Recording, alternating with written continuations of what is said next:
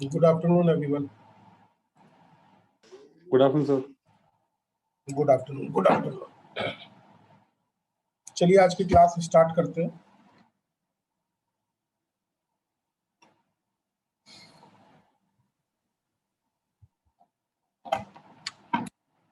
पिछली क्लास में हम लोगों ने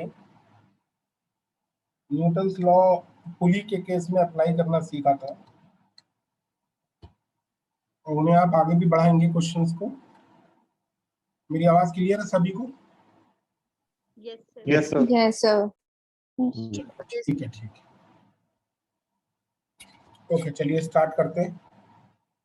एक क्वेश्चन कुछ स्टूडेंट्स पूछ रहे थे,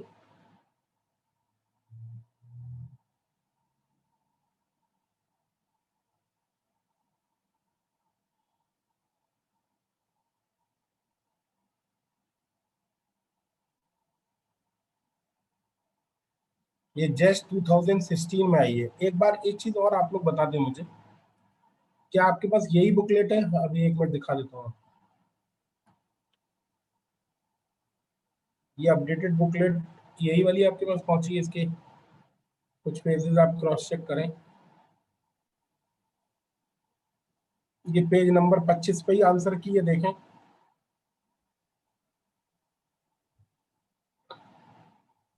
यस सर। पेज नंबर 27 पे 11वां क्वेश्चन जो शुरू है। Yes sir, same. ठीक है, चलिए आप नंबर लिखने में थोड़ी सी आसानी रहेगी क्योंकि मेरे पास ये सारी चीजें आ गई। ये लास्ट क्वेश्चन एक बार और देख लेना, पूरी बुकलेट का अंतिम क्वेश्चन।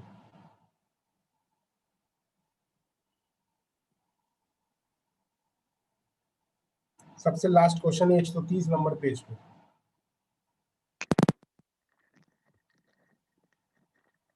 यही है Yes, sir. Yes, नेट नवंबर 2020 का। Yes, sir. yes sir. 125. ठीक है, 125। ठीक है, चलिए ठीक है।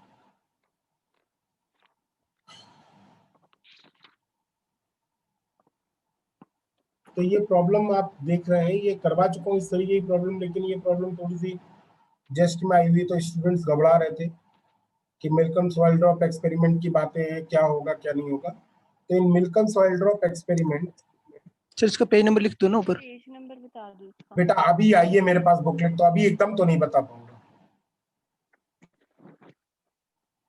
ठीक है?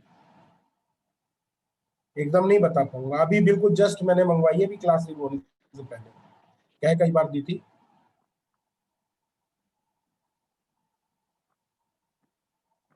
Page 46 question number 17।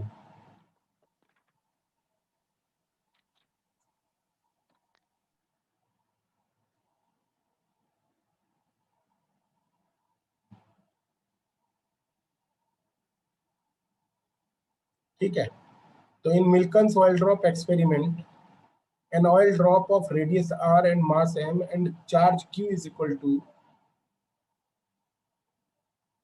this is given in the problem, 6 pi eta rb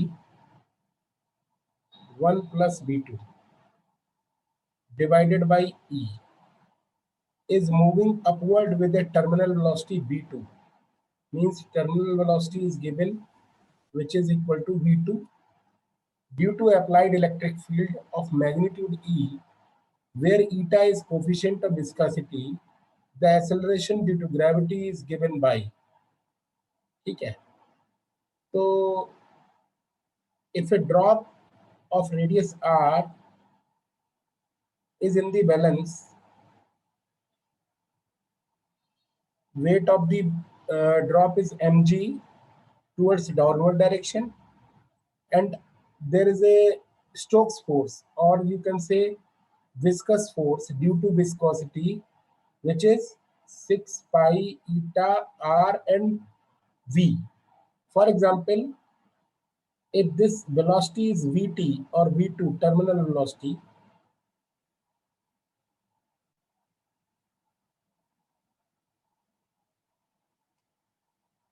अगर ये टर्मिनल वेलोसिटी है तो v2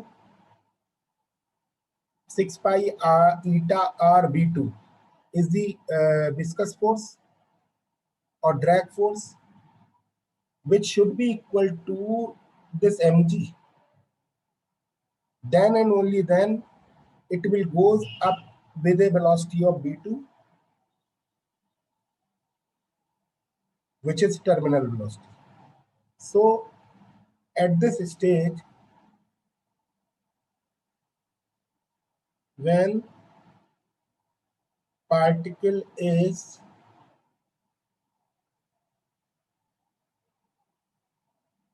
moving with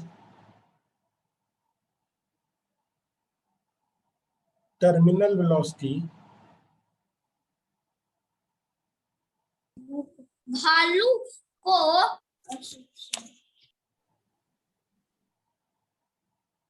terminal velocity, then net force should be equal to 0. Net force should be equal to 0. At it is only possible when 6 pi eta r v2 is equal to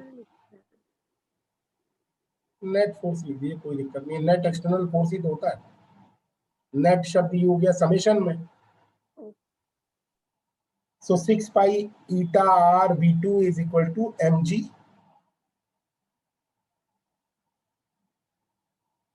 plus another force which is QE, applied force moving upward.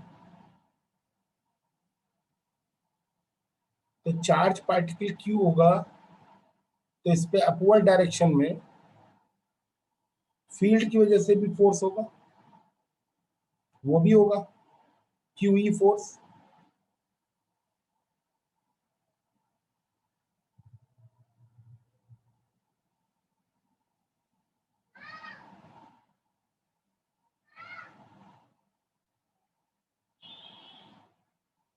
QE अब ये downward होगा कि upward होगा, ये आपको सोचना है।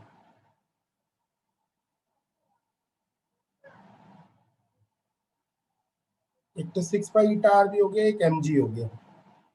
Upward ही होगा ना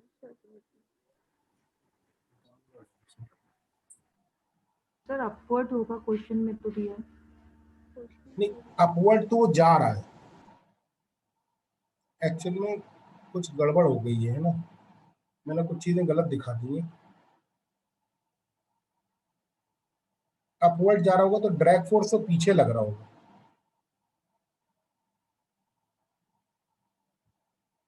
six pi eta R v2 है ना, और QE ऊपर लग रहा होगा जो इसको बैलेंस कर रहा होगा। तो QE should be equal to mg plus 6 pi R v2 eta R v2। तो QE is equal to how much? 6 pi eta R v2 plus mg is equal to QE is equal to 6 pi eta r v1 plus v2. So from here you can say that this term should be cancelled out. So m is equal to how much? 6 pi eta r v1 divided by g. 6 pi g पूछा है तो g is equal to हो जाएगा 6 pi eta r v2 divided by m. कौन सा है option? पहला। So A option is correct. समझ में आया कि नहीं? सर इसमें ये QE ऊपर की साइड ही कैसे लग रहा है? बेटा वरना अगर सब नीचे लगेंगे तो फिर बैलेंस कौन करेगा? फिर टर्मिनल वेलोसिटी से मूव कैसे करेगा? सर जो विस्कस फोर्स आपने कौन सी कही है, ड्रैग फोर्स हमेशा अपोजिट ही लगेगी टर्मिनल वेलोसिटी की।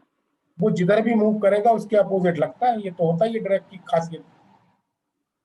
मूव किधर कर रहा है, ऊपर की तरफ को तो नीचे लगेगा। ओके। किसी को और कोई डाउट? सर एक बार फर्स्ट स्लाइड शो कर दीजिए। फर्स्ट स्लाइड बेटा यही है, सर ये इस पे पहली स्लाइड है। Okay sir okay. इसमें 2 लिखी इसीलिए है ना, पहली स्लाइड पे तो वो लिख रखा है मैंने टाइमिंग वगैरह, तो 2 ओके से ही सर। शुरू होती है।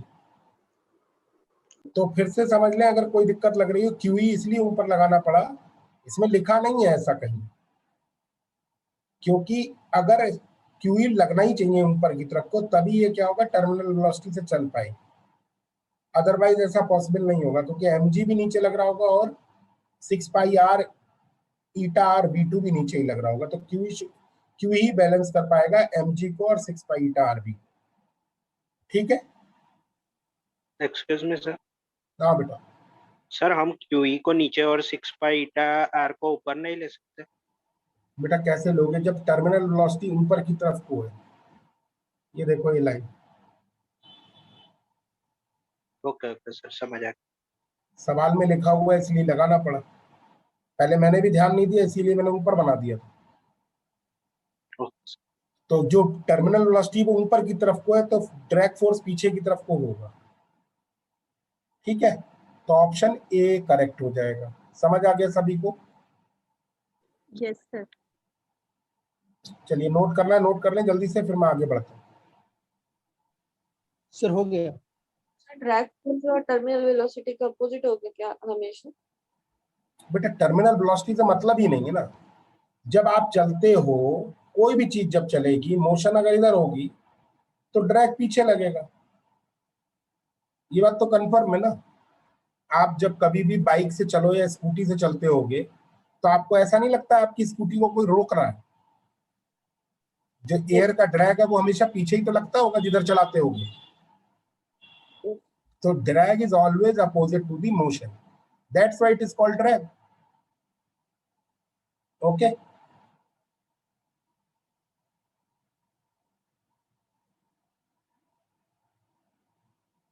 यस। कुछ लोग कह रहे हैं कि ड्रैग की वो इलेक्ट्रिक फील्ड की डायरेक्शन दी हुई है। कौन है? ऋषि। बेटा आपको लग रहा है इसमें दी हुई है? ऋषि हाँ सर। कहाँ लिखा हुआ है? सर यहाँ पे मूविंग अपवर्ड है, उसके आगे है due to the applied electric field, तो applied electric field of magnitude E. हाँ ई ऑफ मैग्नीट्यूड ई पूरा पढ़ोगे तो आपको पढ़ने में आएगा इलेक्ट्रिक फील्ड ऑफ मैग्नीट्यूड ई। तो डायरेक्शन कहाँ दी हुई है ई की? सर हाँ मूविंग अपवर्ड हो तो कह रहा है उससे तो मतलब नहीं ना, उससे मतलब नहीं है। उससे ये नहीं पता चलता कि इसकी डायरेक्शन ऊपर की तरफ होगी, इससे पता चलता है कि ये मूव कर रही है टुवर्ड्स वर्टिकल टर्मिनल वेलोसिटी। इसका मतलब जरूर कोई ना कोई फोर्स इसे ऊपर लगा के बैलेंस कर रहा होगा, जिस वजह से नेट फोर्स आ रहा होगा 0, और जिस वजह से ये टर्मिनल वेलोसिटी को पकड़ चुकी होगी। टर्मिनल वेलोसिटी तो तभी कोई चल सकता है, मतलब terminal velocity is a constant velocity, और कांस्टेंट वेलोसिटी मेंटेन करने के लिए नेट फोर्स 0 होना चाहिए। mg और 6 पाई ईटा आर v2 ये तो एक ही दिशा में है, तो जरूर QE को ऊपर होना पड़ेगा, तभी इसीलिए तभी बैलेंस हो सकती है। तो इससे पता चल रहा है, ना कि क्वेश्चन के स्टेटमेंट से। बस ये बात, ठीक है, समझ गए होंगे। कल आप लोगों को मैंने आप एक क्वेश्चन दिया था, आई थिंक याद हो आप लोगों को, कंजर्वेशन ऑफ स्ट्रिंग से रिलेटेड कुछ बातें हमारी, हमने आपसे बोला था कि इस कंसेप्ट को मैं क्लियर करूंगा, है ना। और मैंने आपको बताया था कि A2 और A3 का जो एवरेज होगा वो A1 के बराबर होगा, इक्वल एंड अपोजिट। याद आया ये वाली बात? Yes sir. तो इसको हम, ये मैंने आपको बोला था आप लोग रिजल्ट निकाल के लाए। किसी ने वो 4 इक्वेशन सॉल्व की?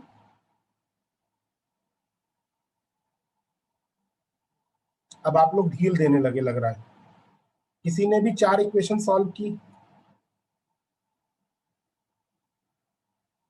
नहीं की। जिन लोगों ने नहीं की वो अभी से ही सोच चुके हैं कि उनका इस बार होगा नहीं। अभी भी आपके पास देखो, एक तरीका ये है कि आप लोग अपना दिमाग लगाएं, और एक तरीका ये है कि आप मेरी बात सुने और अंधे होकर आप एक बार को ये सोच लें कि जो सर कह रहे हैं एक बार वही करके देख लेते हैं। ठीक है, तो आप अगर आपको सिलेक्शन चाहते हैं तो इसी प्रोसीजर जैसे हम आपसे कह रहे हैं वैसे आप करो, अच्छा यही रहेगा। आपसे बोला सॉल्व करके लाना, इसका मोटिव ये नहीं था कि वो आंसर निकालना था, मोटिव ये था कि आपका पेन चले, थोड़ी देर आपका दिमाग चले, आपका दिमाग थके, ये मोटिव था। तो आप लोगों ने अगर इस मोटिव को पूरा नहीं किया तो आप लोग फिर उस हिसाब से नहीं चल रहे हो जिस हिसाब से मैं आपको चलाना चाह रहा हूँ। ओवरऑल आप लोगों ने अगर आंसर निकाल लिए होंगे तो आप अप्रोक्सीमेशन मेथड से भी आप चीजों को समझ सकते हैं। फिलहाल अभी मैं मान के चल रहा हूँ किसी का आंसर निकला नहीं, लेकिन मैं इस कंजर्वेशन ऑफ स्ट्रिंग को एक्सप्लेन करने के लिए एक स्लाइड आपको शो कर रहा हूँ। ठीक है, यहाँ पर जो फिगर बना हुआ है ये थोड़ा वही उसी तरीके से समझाने की कोशिश कर रहा हूँ मैं जिस तरीके से आप लोगों को और कंजर्वेशन ऑफ स्ट्रिंग समझाए थे। तो मान लीजिए ये है ये है डबल एडवुड मशीन, ठीक है, और मान लीजिए ये 30 और 70, मतलब ये मैं नेग्लिजिबल लेंथ की मान रहा हूं, तो 30 + 70 यानी 100 मीटर्स की ये स्ट्रिंग है, ये वाली डोरी 100 मीटर्स की है, ठीक है। और मैं ये प्रूव करना चाहता हूं कि मैं ये दिखाना चाहता हूं कि इनका डिस्प्लेसमेंट जो होगा उसका एवरेज ही इसका डिस्प्लेसमेंट होगा। तो अगर मैं शुरुआत करूं, शुरुआत मान लेता हूं कहीं से भी, तो यहां से मैं मान लेता हूं शुरुआत की m1 मास मान लीजिए कितना ऊपर चला गया, +10 ऊपर की तरफ, और 10 मीटर्स ऊपर चला गया, यानी यहां आ गया। ये t = 0 पे, और मान लीजिए t = t एनी स्टैंड पर ये सिचुएशन है, ठीक है। तो ये कितना चला गया ऊपर, 10 मीटर, फॉर एग्जाम्पल 10 मीटर्स। तो ये वाली जो पुली होगी वो कितना नीचे खिसक जाएगी, 10 मीटर्स, क्योंकि ये पुली इसी डोरी से अटैच थी। तो ये अगर ऊपर जाएगा तो ये वाली पुली नीचे आएगी, तो ये पुली कितनी नीचे आ गई, 10 मीटर्स नीचे आ गई। अब ये पुली 10 मीटर्स नीचे आ गई। फॉर एग्जाम्पल एक और मान लेता हूँ वेरिएबल कि ये वाला ऊपर चला गया 5 मीटर फॉर एग्जाम्पल, क्योंकि इसकी डिग्री ऑफ फ्रीडम 2 है, दो तो अपनी तरफ से मानने पड़ेंगे, तीसरा अपने आप निकाल लेंगे। तो ये कितना चला गया, मान लीजिए 5 मीटर्स। तो जब ये 5 मीटर चला गया और ये 10 मीटर नीचे आ गया, तो 5 इधर से कम हुए और 10 इधर से कम हुए, तो टोटल कितना बचा, 15 मीटर्स बचा। तभी तो यहां से अगर होता तो 25 होता, लेकिन ये पूरा कितना है, 25 ही है। 5 इधर कम हो गया, 10 ये नीचे आ गया, तो ये 15 बचा। अब ये टोटल डोरी की लेंथ थी 70 + 30 मतलब 100 थी, 15 इधर रह गई, तो बची हुई इधर आएगी, यानी कि 85 इधर आएगी, 85 इधर आएगी। और ये वाली डिस्टेंस कितनी है, ये 10 इधर कम होने के बाद कितनी रह गई थी, 60। भाई ये 70 है, ये 60 हो जाएगी। तो ये 60 में से अगर 85 जाएंगे तो कितना बचेगा, 25, यानी कि M3 कितना नीचे चला गया, 25 नीचे चला गया। यानी जब M1 10 मीटर और M2 5 मीटर ऊपर गए, तो 5 + 10 नहीं गए, 25 मीटर नीचे गया कौन, M3। अब हम देख लेते हैं कि 25 मीटर M3 का डिस्प्लेसमेंट और M2 का डिस्प्लेसमेंट का एवरेज ये 10 आना चाहिए। तो देखते हैं कैसे। M2 का डिस्प्लेसमेंट है +5, M3 का डिस्प्लेसमेंट हुआ -25, +5 -25 का एवरेज अगर निकालूंगा तो कितना आएगा, -20 -20/2 मतलब -10, और नेगेटिव साइन के साथ अगर देखें तो +10, यानी कि ये +10 आना चाहिए। सही आ रहा है बिल्कुल, नहीं समझ में आया अभी भी? आगे सर। तो हम अब याद कर सकते हैं इस चीज को आराम से कि M2 और M3 का डिस्प्लेसमेंट का एवरेज ही M1 का डिस्प्लेसमेंट होगा, M2 और M3 के एवरेज वेलोसिटी ही M1 की वेलोसिटी होगी, और M2 और M3 की एवरेज एक्सेलरेशन ही M1 का एक्सेलरेशन होगा। क्योंकि एक्सेलरेशन, वेलोसिटी और पोजीशन, मतलब पोजीशन कह लें, मतलब डिस्प्लेसमेंट अगर ये रिलेशन फॉलो कर रहे हैं एवरेज वाला, तो वेलोसिटी भी करेगी, और वेलोसिटी कर रही है तो एक्सेलरेशन भी करेगी, क्योंकि वो सारे क्या है, डेरिवेटिव्स ही हैं। सर M3 के लिए वो 60 कैसे हुआ? बेटा फिर से एक बार आप देखो, मैं पेन चला के दिखाता हूँ आप लोगों को थोड़ा सा।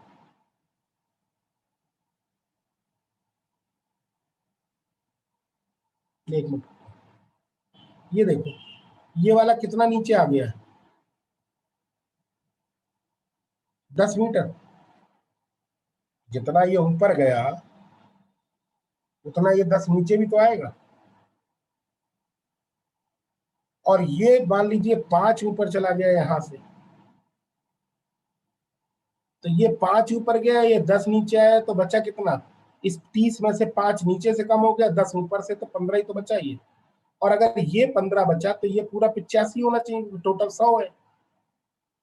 अब यहां से यहां तक की दूरी कितनी होगी? यहां से इस ब्लॉक तक की, M3 तक की, पहले कितनी थी? 70। ये 10 नीचे आ गया है, तो ये कितनी बचेगी? 60। टोटल कितने नीचे चला गया? 85। तो 60 कम कर दूंगा तो 25 भी तो नीचे चला गया। अभी भी नहीं समझ में आई? आ गया सर। तो कहने का मीनिंग क्या है? ये सब इंडिपेंडेंट नहीं, इसकी डिग्री ऑफ फ्रीडम 2 है, ना कि 3। 2 कहने का मतलब है अगर आप 2 बता दोगे, दो डिस्प्लेसमेंट बता दोगे, तो तीसरा अपने आप निकल आएगा। तीसरा निकाल लिया, और उसके बाद ये भी प्रूव कर दिया कि वो एवरेज के फार्मूले को फॉलो करेगा। सर ठीक है। M2 के लिए 5 हमने माना था ना अपने मन से, सर ये कुछ भी हो सकता है। डिग्री ऑफ फ्रीडम, मैं यही तो बोल रहा हूँ, डिग्री ऑफ फ्रीडम मतलब ये फ्रीडम आपकी है। ऊपर को मानना 2 तो कम से कम मानने ही पड़ेंगे, तभी तो डिग्री ऑफ फ्रीडम है। मतलब minimum number of required coordinates कम से कम 2 चाहिए। ठीक है सर। तो 10 और 5 आर्बिट्रेरी चॉइस कर ली मैंने, और इनके बिहाफ पर मैंने निकाला तीसरे वाले का डिस्प्लेसमेंट, तो वो कितना आया? 25 माइनस का 25, ये कहना चाह रहा हूं। ठीक है, इसको बनाने में आप ज्यादा दिमाग ना लगाएं, केवल इतना याद रखें कि अगर एक डोरी के नीचे एक और पुली लटकी हुई जिसके दोनों तरफ मासेस लटके हुए हैं, तो उन मासेस का जो डिस्प्लेसमेंट्स का एवरेज होगा वो नेट डिस्प्लेसमेंट होगा, उनकी जो वेलोसिटीज का एवरेज हो गया वो नेट वेलोसिटी होगी, और इनके जो एक्सेलरेशन का एवरेज होगा उसका वो नेट एक्सेलरेशन होगा। ठीक है, चल सकता हूं आगे?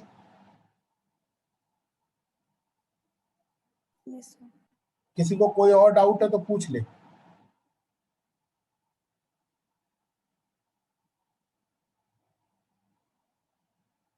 किसी को नहीं पूछ रहा? चलूं आगे? सर वो डबल एटवुड्स मशीन का होमवर्क दिया था ना आपने, हाँ, सर उसमें तो कैलकुलेशन में बहुत कॉम्प्लेक्स हो रहा है नीचे जा। मैंने आपको क्या बताया था कि वो कठिन है बहुत, तभी तो आपको ट्रिक बताई थी कि ऐसे याद कर लेना। वो ट्रिक क्या बताई थी आप लोगों को? वो यही बताई थी कि भाई पहला आंसर भी मैच नहीं कर रहा आपका। सारे मैच कर रहे हैं सर, सारे निकाल लिए मैंने। सारे निकाल दिए। चलो आपस में शेयर कर देना, सॉल्यूशन को स्कैन करके शेयर कर देना, तो और बच्चे भी सीख जाएंगे। Okay sir. M2 M3 M1, तो जो इसका एवरेज, इसका जो आंसर आया था वो तो मैच कर ही रहा होगा। 4 M2 M3, वहीं से ये बनाई है ट्रिक, जो आप लोगों ने सॉल्व किया होगा ना, तो यहीं से वो ट्रिक बनी है। ये आंसर मैच करा होगा आप लोगों का, जिन लोगों ने किया होगा। Yes sir.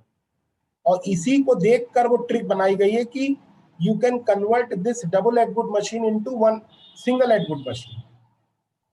तो एक आंसर आप अगर ट्रिकी याद कर लोगे तो आपको दूसरे आंसर निकालने आसान होंगे। अदरवाइज वो 4 इक्वेशन सॉल्व करनी है, थोड़े लंबे हैं लेकिन आपसे सॉल्व हो जाएंगे, ऐसी कोई नई चीज नहीं है उसमें। ठीक है बेटा, कॉम्प्लेक्स होगा, वो कैलकुलेशन लंबी चौड़ी है इसीलिए। चलिए कल की बात को हम आगे बढ़ाते हैं। सर्कुलर मोशन में हम लोग यहां तक पहुंच गए थे और इस क्वेश्चन के बारे में हम लोग डिस्कस कर रहे थे। ये प्रॉब्लम का नंबर क्या है एक बार आप देख के बता दोगे तो अच्छा रहेगा।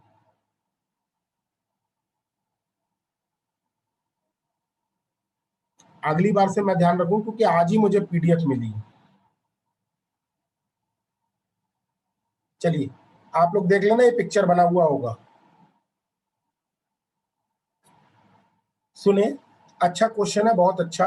A ball of mass small m slides under gravity without friction inside a semicircular depression of radius a inside a fixed block placed on a horizontal surface as shown in the figure. Page The 62 पे है हाँ, page 62 हाँ, और question number 33 33। 30। चलिए ठीक है। तो a ball of mass m slides under gravity without friction inside a semicircular depression of radius a inside a fixed block placed on a horizontal surface as shown in the figure. The equation of motion of ball in the x direction will be. So all options are incorrect. मैं correction कर देता हूं, कल भी किया हुआ था।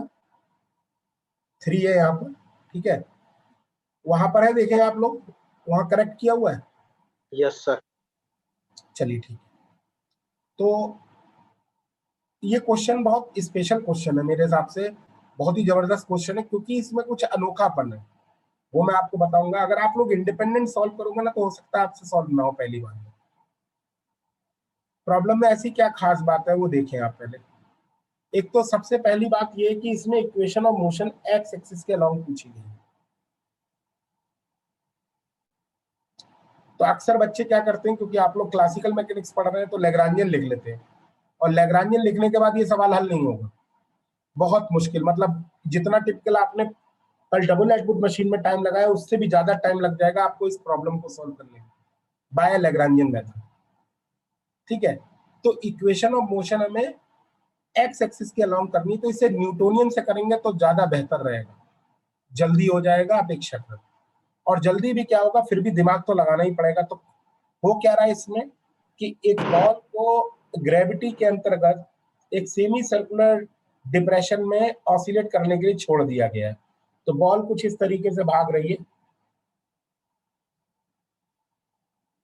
ठीक है, इस तरीके से बॉल मोशन कर रही है, और हमें किसी इंस्टेंट पे, मान लीजिए यहाँ है, यहाँ पर हम देखते हैं इस पे कितने फोर्सेस लगे होंगे, क्योंकि विदाउट नॉलेज ऑफ फोर्स तो बड़ा करके पिक्चर को बना दिया जिससे कि आप लोगों को दिखाई आसानी से दे। तो मान लीजिए इस पे कितने फोर्सेस लग रहे होंगे। एक तो नॉर्मल रिएक्शन लग रहा होगा, जो कि लगना भी चाहिए, एन, और एक और फोर्स लग रहा होगा जो आप समझ रहे होंगे, एम जी। इसके अलावा कोई और फोर्स तो लग नहीं रहा होगा, क्योंकि फ्रिक्शनल फोर्स है नहीं अकॉर्डिंग टू प्रॉब्लम, ये लिखा हुआ है विदाउट फ्रिक्शन, ठीक है। किसी को कोई डाउट? अब इन्हीं फोर्सेस का सारा खेल है। तो सबसे पहले हम कोशिश करेंगे नॉर्मल रिएक्शन निकाल पाए। तो नॉर्मल रिएक्शन निकालने के लिए हमें क्या करना होगा, इसके कंपोनेंट्स करने होंगे, क्योंकि कंपोनेंट ही बताएंगे कि इसको किस डायरेक्शन में मोशन करनी चाहिए, क्या नहीं करनी चाहिए। तो मैंने क्या किया, इसके 2 कंपोनेंट लिए,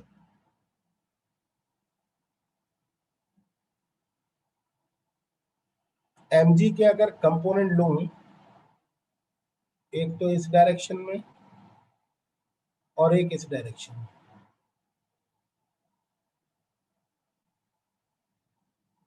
तो mg का एक कंपोनेंट लूंगा, एक तो आएगा ये,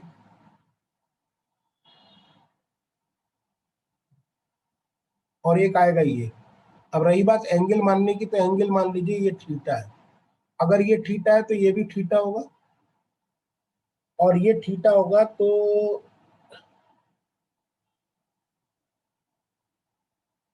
ये mg इधर लिखना पड़ेगा थोड़ा सा, चलिए यही लिख देता हूं,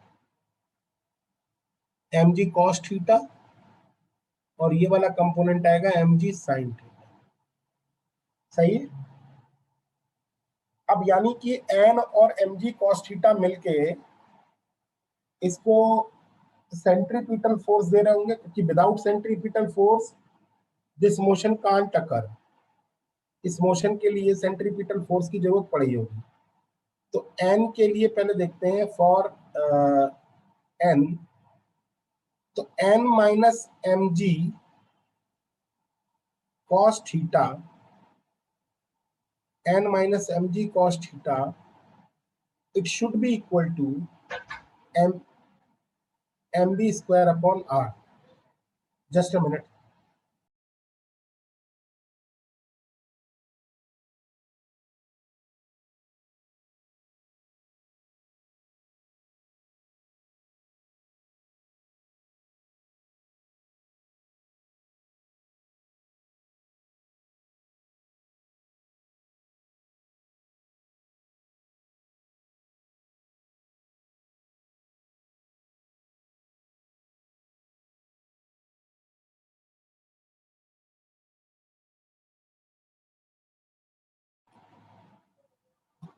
So n minus mg cos theta is equal to mv square upon r. और इस सेमी सर्कुलर डिप्रेशन की जो रेडियस दी हुई है वो अकॉर्डिंग टू क्वेश्चन स्मॉल ए दी हुई है, तो r की जगह मैं लिख लेता हूँ स्मॉल ए। ठीक है, तो यहां से ये n minus M G cos theta बराबर M B square upon R आ गया। अब दूसरा v की वैल्यू कितनी होगी, ये v कितना होगा, यहां से अब ये गिरेगा, अगर यहां से जब गिरना स्टार्ट होगा तो रेस्ट से गिरा होगा, तभी वरना बाहर निकल जाता, तो रेस्ट से गिरा होगा, तो यहां तक पहुंचते पहुंचते इसके अंदर कितनी काइनेटिक एनर्जी आई होगी वो हम एनर्जी कंजर्वेशन लॉ से लगा सकते हैं। तो मान लीजिए ये ए है और ये पी पॉइंट है, तो E energy through by energy conservation law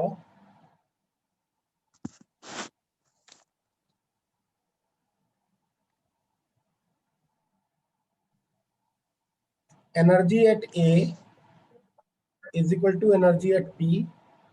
तो kinetic energy at A is 0, potential energy at A is for example 0. Either you can say that kinetic energy at A plus potential energy at A, kinetic energy at P plus potential energy at P. The kinetic energy at A is 0 plus UA minus UP. UA minus UP means change in potential energy. तो यहाँ से यहाँ तक potential energy में change कितना होगा, mgh। mgh कितना होगा, ये डिस्टेंस, अगर ये a है लंबाई तो a cos theta,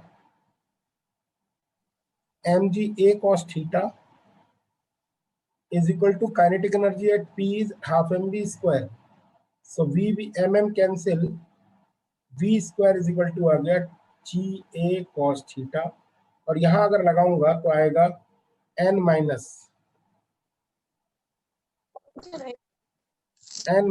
mg cos theta is equal to m2 भी आएगा ना, 2mg cos थीटा।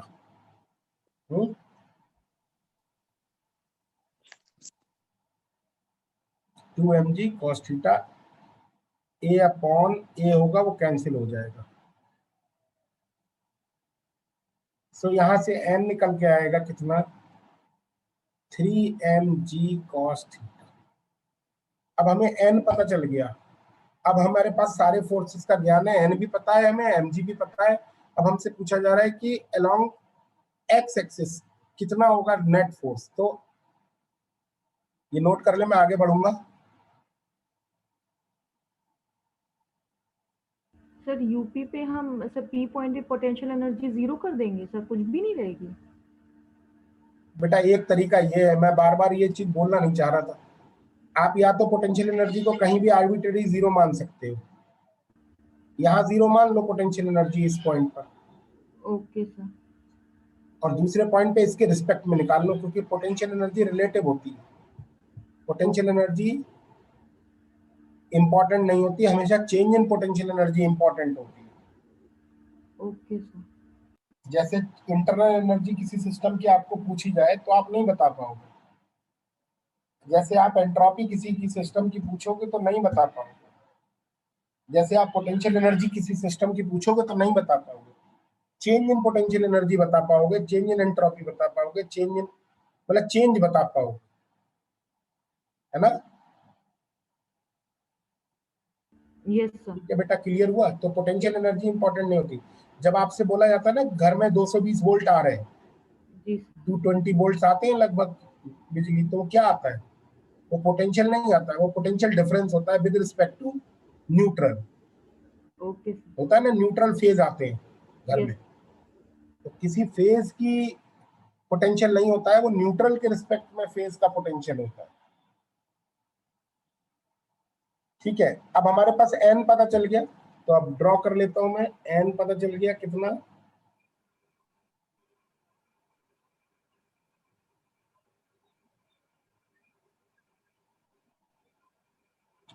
और mg पता चल गया। सर वहाँ लास्ट स्लाइड में v स्क्वायर की जब वैल्यू रखेंगे तो 2 से 2 कट जाएगा क्या? क्या हुआ?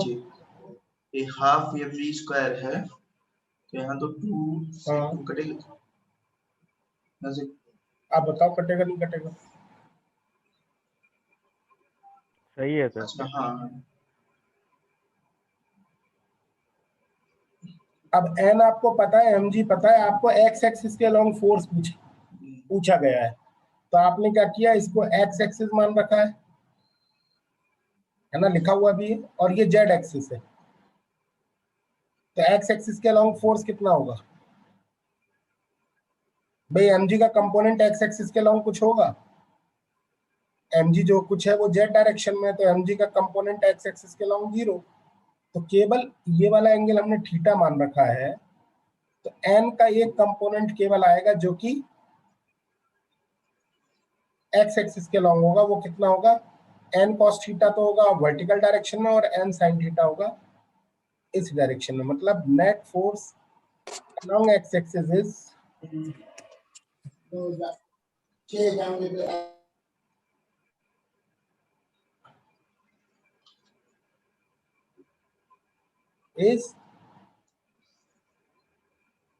जिसको हम mx डबल डॉट भी लिख सकते हैं, minus n sine theta.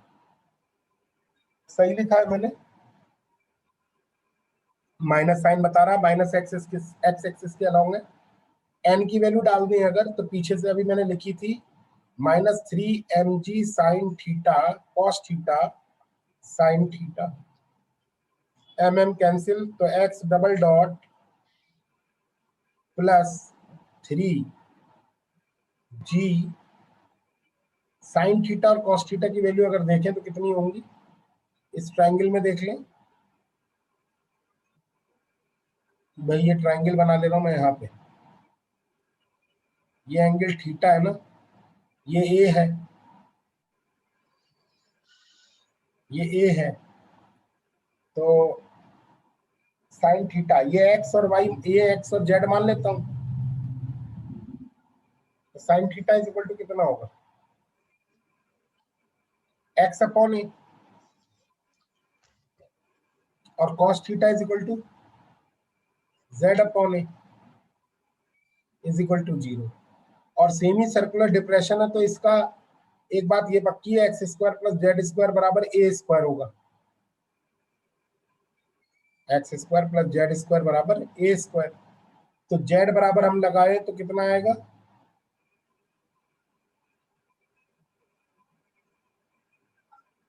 Underwood A square minus X square, A भी बाहर ले लूं अगर मैं, तो ए बाहर आ जाएगा, under root 1 minus X square upon A square upon A से कैंसिल बराबर 0, तो ये आ जाएगा x double dot plus 3g by A X under root 1 minus X square upon A square is equal to 0।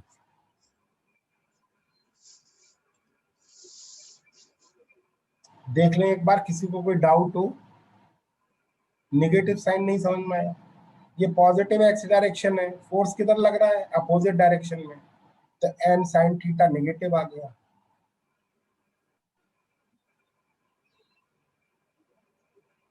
Which option is correct? पीछे का answer पे जाए तो थर्ड डी ऑप्शन करेक्ट हो जाएगा।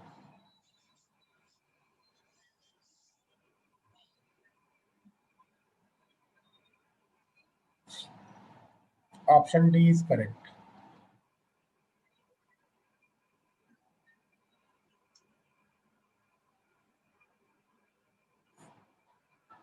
अब यहाँ पे स्पेशल क्या था इस क्वेश्चन में, पीछे देखें आप तो mg के कंपोनेंट करके n निकाला और फिर m के कंपोनेंट करके आंसर निकाला।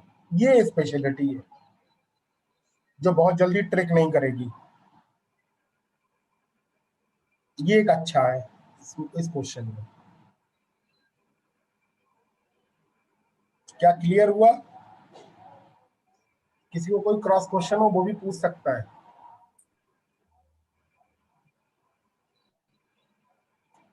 देखिए, आप जो भी आंसर पूछना चाहते हैं, जो भी क्वेश्चन पूछना चाहते हैं, वो आप न्यूटोनियन तक ही पूछ पाओगे ज्यादातर, बाकी सब चीजें तो फिर माननी पड़ेंगी आपको। फिर मुझसे क्रॉस क्वेश्चनिंग उतनी अच्छे से नहीं कर पाओगे। तो आपके दिल में जो भी सवाल आता है पूछ ले इस वक्त, समझ आ गया हो तो आगे बढ़ते। यस सर आ गया। पर जो इसके पहले नोट लिया, नोट कर लिया सभी ने? सर ये अब सर आपने ये जो यूए लिया है ना, हेलो, यूए, हाँ हाँ सर, इसमें हाइट ए कॉस थीटा क्यों लिया है वो समझ में आया। बेटा mgh होता है, हाँ वो तो होता है। Delta U is equal to होता है mgh, h का मतलब वर्टिकल हाइट। हाँ वो ठीक है, बट ए कॉस थीटा कैसा है? ए cos थीटा कैसा है? ये ए है, ये थीटा है, तो ये क्या आना चाहिए? ना मतलब वो फाइनल पोजीशन तक ले रहे हैं क्या हम लोग, मतलब वो पॉइंट तक ही क्यों ले रहे हैं, पी पॉइंट तक ही हम क्यों ले रहे हैं वो? बेटा पी पॉइंट पर ही तो वेलोसिटी है v, अच्छा इसलिए। पी पॉइंट पर हम डिस्कस कर रहे हैं, किसी एक पॉइंट पर तो डिस्कस करना ही होगा ना, तो हमने वो पी पॉइंट डिस्कशन के लिए यूज किया है। ए से पी तक आने में कितनी वेलोसिटी गेन कर लिया वो हमने निकाल ली, वो हमने लगा दी, तो उससे एन पता चल गया कितना एन होगा। अच्छा ठीक है। हाँ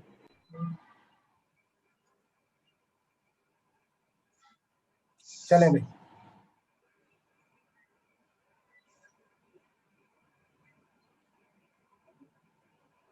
ओके चलिए आगे बढ़ते हैं। अगला क्वेश्चन, ये भी आपकी असाइनमेंट में किसी और प्रॉब्लम पे होगा। सर एक बार पिछली स्लाइड।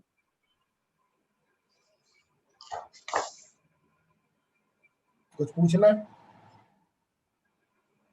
नहीं।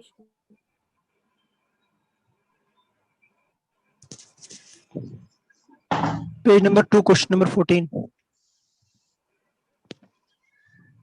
Page number 2 question number 14। ठीक है, एक चीज और ध्यान दें, कुछ लोग पूछ रहे हैं पोटेंशियल एनर्जी में चेंज हमेशा पॉजिटिव होगा या नेगेटिव होगा।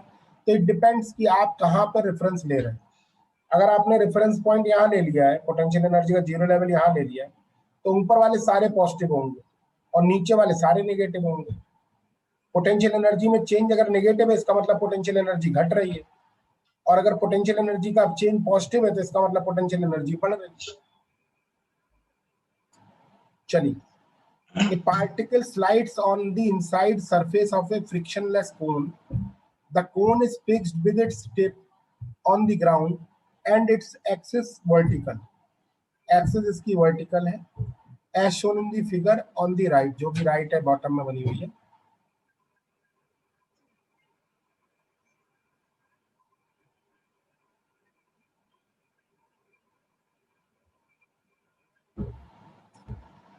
ठीक है, the semi vertex angle of cone is alpha, ये वाला एंगल जो है अल्फा है। If the particle moves in a circle of radius r0 without slipping downwards, the angular frequency omega of this motion will be. Angular frequency हमें बतानी है। देखिए mechanics में आप लोग एक बात समझ लें कि ये क्वेश्चन न्यूटोनियन से कर रहा हूं मैं अभी, बाद में इसी क्वेश्चन को मैं लैग्रांजियन से करवाऊंगा और चाहूं तो हैमिल्टोनियन से भी करवाऊंगा, मतलब कर सकता हूं। तो इसलिए कोई ऐसा सिस्टमेटिक आपको दिखेगा नहीं कि न्यूटोनियन में जो चीजें आई हैं वो फिर से रिपीट होंगी, वो अप्रोच डिफरेंट होगी। तो क्वेश्चन जो करवा रहा हूं मैं ये फिर रिपीट करूंगा आपको, लेकिन तब लैग्रांजियन अप्रोच से करूंगा। तो इसीलिए रैंडमली चॉइस कर रहा हूँ, क्वेश्चंस को कहीं से भी उठा ले रहा हूँ, केवल इसलिए कि जिससे कि आपको टेक्निक्स पता चल जाए किस तरीके से करते हैं। मोटिव ये है, मोटिव असाइनमेंट कराना बिल्कुल नहीं है मेरा, वो तो आप लोग खुद करो, लेकिन मोटिव ये कैसे न्यूटन्स लॉ लगाए जाते हैं ये सिखाना। ठीक है, तो आप इस कोन के बारे में देखें जरा।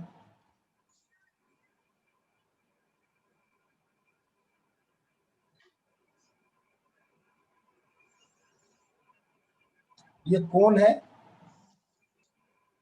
और जिसपे एक पार्टिकल जो है मोशन कर रहा है, लेकिन विदाउट स्लिपिंग डाउनवर्ड्स। ये सर्कुलर मोशन कर रहा है लेकिन नीचे नहीं उतर रहा है। इसकी पूरी प्रॉब्लम मैं आपको करवाऊंगा नीचे उतरते वक्त भी। तो इस पे एक नॉर्मल फोर्स लग रहा होगा नीचे नहीं उतर रहा, तो इस पे फोर्सेस कौन कौन से लग रहे होंगे? एक तो लग रहा होगा mg,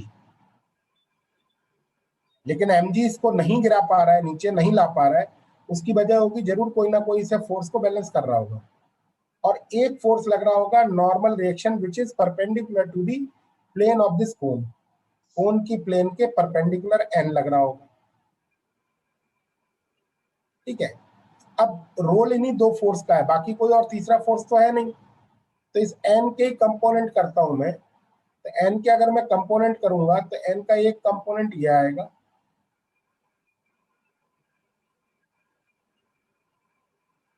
n का एक कंपोनेंट आएगा ये, और एक कंपोनेंट आएगा ये। n का कंपोनेंट कितना आएगा? ये एंगल पहले दिखाना पड़ेगा, ये वाला एंगल दिया हुआ है इस सवाल में अल्फा, ये तो दिया हुआ है।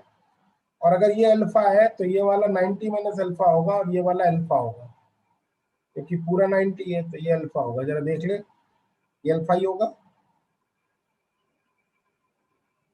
भाई, ये 90 है, ये वाला एंगल 90 है, तो ये 90 माइनस अल्फा, ये पूरा 90।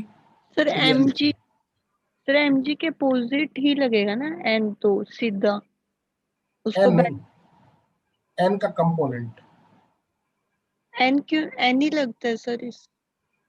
mg के अपोजिट कब लगता है? Normal reaction is always normal to the plane, perpendicular to the plane. जैसे प्लेन अगर ऐसा है तो परपेंडिकुलर ये हुआ ना, ये लगेगा। प्लेन अगर सीधा है तो परपेंडिकुलर ये हुआ तो ऐसे लगेगा। mg वर्टिकली डाउनवर्ड लगता है। तो n के कंपोनेंट आएंगे, ये वाला कंपोनेंट आएगा n cos अल्फा, और ये वाला कंपोनेंट आएगा n sin अल्फा। थीटा के पास वाला cos का, दूर वाला sin का। अब ये गिर नहीं रहा, इक्विलिब्रियम में है, और ये कांस्टेंट वेलोसिटी से या कांस्टेंट एंगुलर वेलोसिटी से मूव कर रहा है। इसकी वजह ये रही होगी जरूर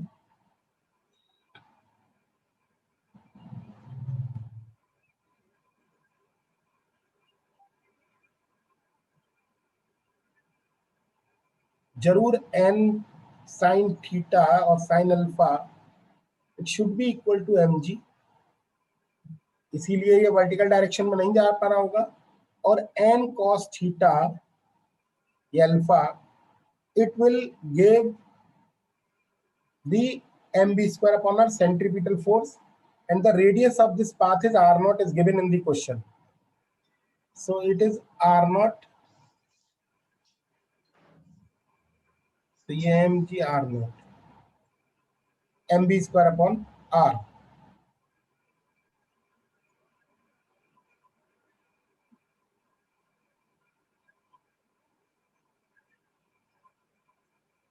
ठीक है, तो यहां से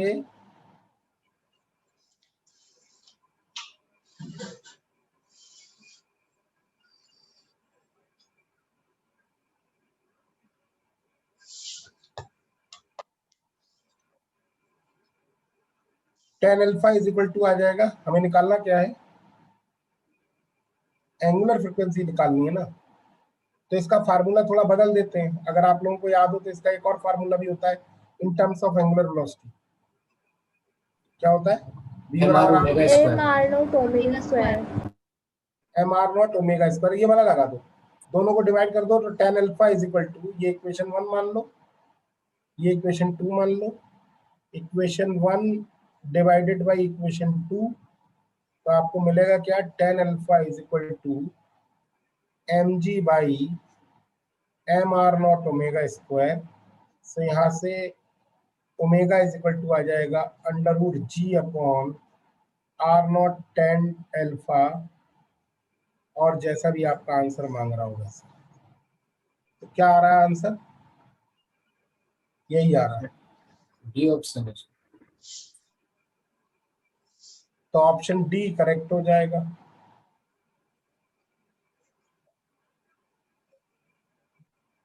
ठीक है, तो ऑप्शन डी करेक्ट हो जाएगा। कोई दिक्कत है किसी को?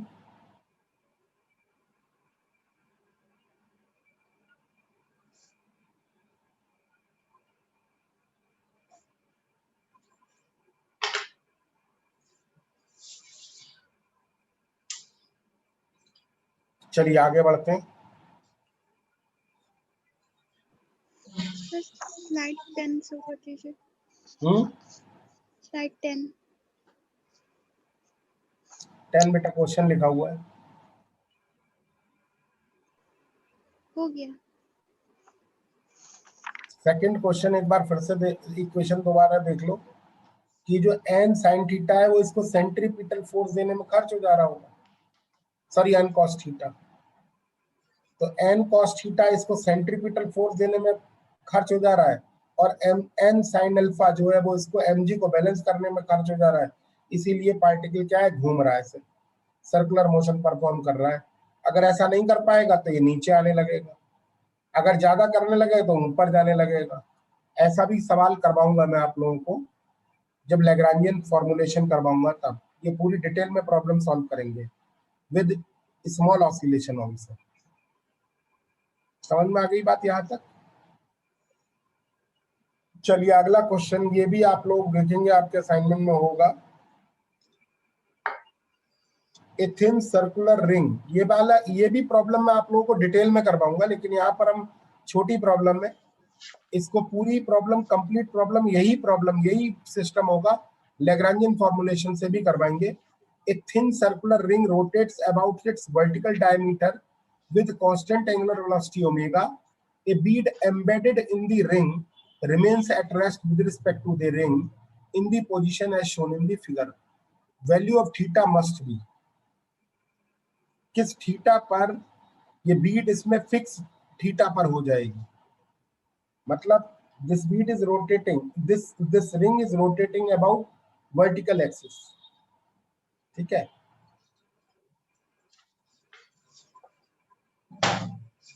तो वर्टिकल एक्सिस पे ये रिंग रोटेट कर रही है,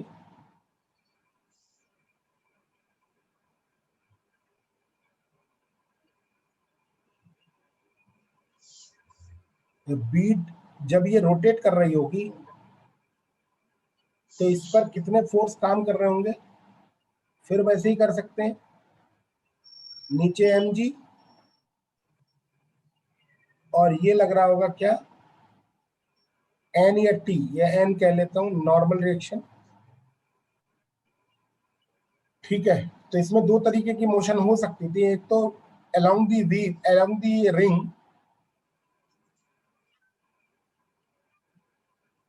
and another one is along this circular motion. तो इसमें बताया कि भाई सर्कुलर मोशन के अबाउट मोशन हो रही है और वो फिक्स है, बीट जो है वो अपने रिंग के रिस्पेक्ट में फिक्स है, रिंग भले ही घूम रही हो। तो ये एंगल अगर थीटा है, ये एंगल अगर थीटा है, तो mg के कंपोनेंट्स करूं या n के कंपोनेंट्स करूं, तो आप देखेंगे कि n के कंपोनेंट्स करना ठीक रहेगा। n cos थीटा इधर आ जाएगा और n sin थीटा इधर आ जाएगा।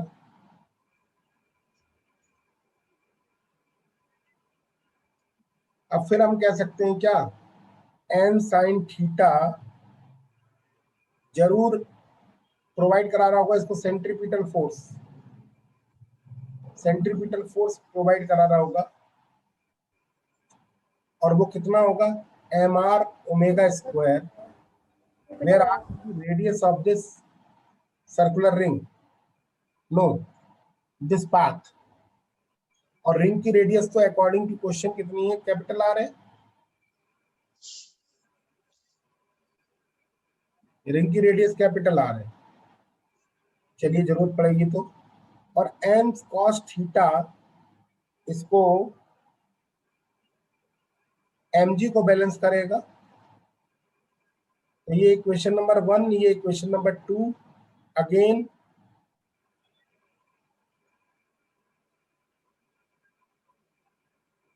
when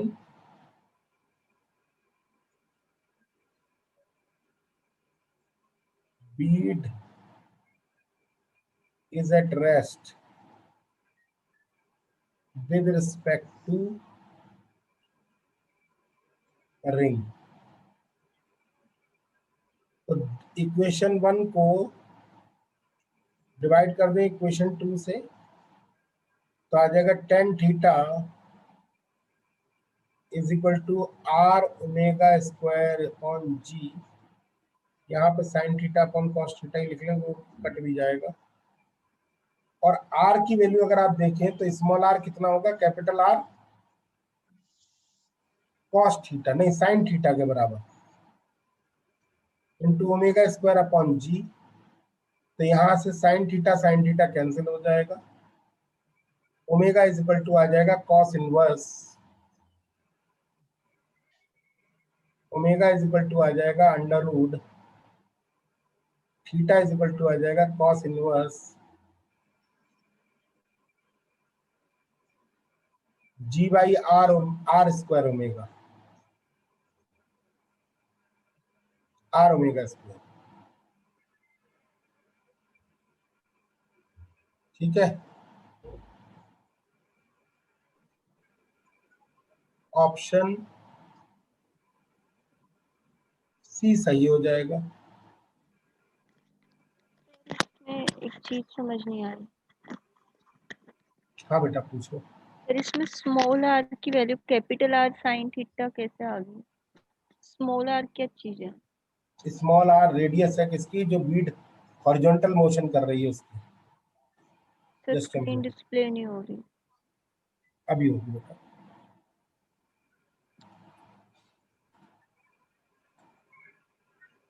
देखें आप दिख रही है?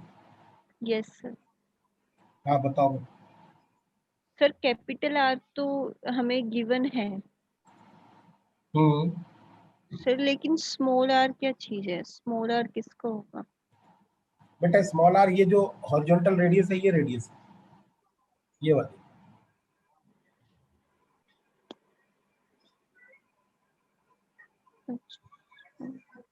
बीड की है ये? बीट जिस पाथ पे मोशन कर रहा है ये रेडियस। Okay sir. तो ये कैपिटल आर है और ये आर है और ये थीटा है, तो sine theta is equal to कितना होगा, आर अपॉन कैपिटल आर। तो आर बराबर आर साइन थीटा नहीं होगा? Okay sir. और किसी को कुछ पूछना है? सर क्वेश्चन नंबर 1 एंड 2 को डिवाइड करेंगे तो tan थीटा के टर्म्स में आ रहा है, फिर इसको कॉट में चेंज करें तो ऑप्शन डी आ रहा है। आप आर की वैल्यू भी तो लगाओगे, आपका आंसर पे कैपिटल आर के टर्म्स में नहीं आ रहा होगा। कैपिटल आर के टर्म्स में आ रहा है। कैसे आएगा? ये सामने क्या गलत लिखा हुआ है मैंने? ये वो तो इक्वेशन तो सही है ना दोनों। हाँ अभी दोनों को डिवाइड करेंगे तो tan थीटा इक्वल्स टू होगा r omega square by z। हाँ तो cot थीटा बराबर होगा j by r omega square. हाँ तो theta equal to cot inverse b by r omega square नहीं हो जाएगा? तो कौन सा आर, स्मॉल आर या कैपिटल आर? स्मॉल आर आएगा वो। स्मॉल आर आएगा ना, कैपिटल आर के टर्म्स में आंसर यही आएगा, ये नहीं आएगा।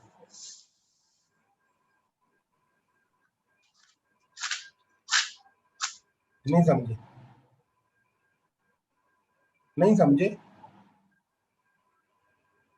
हेलो हो गया सर, आगे सर हो गया।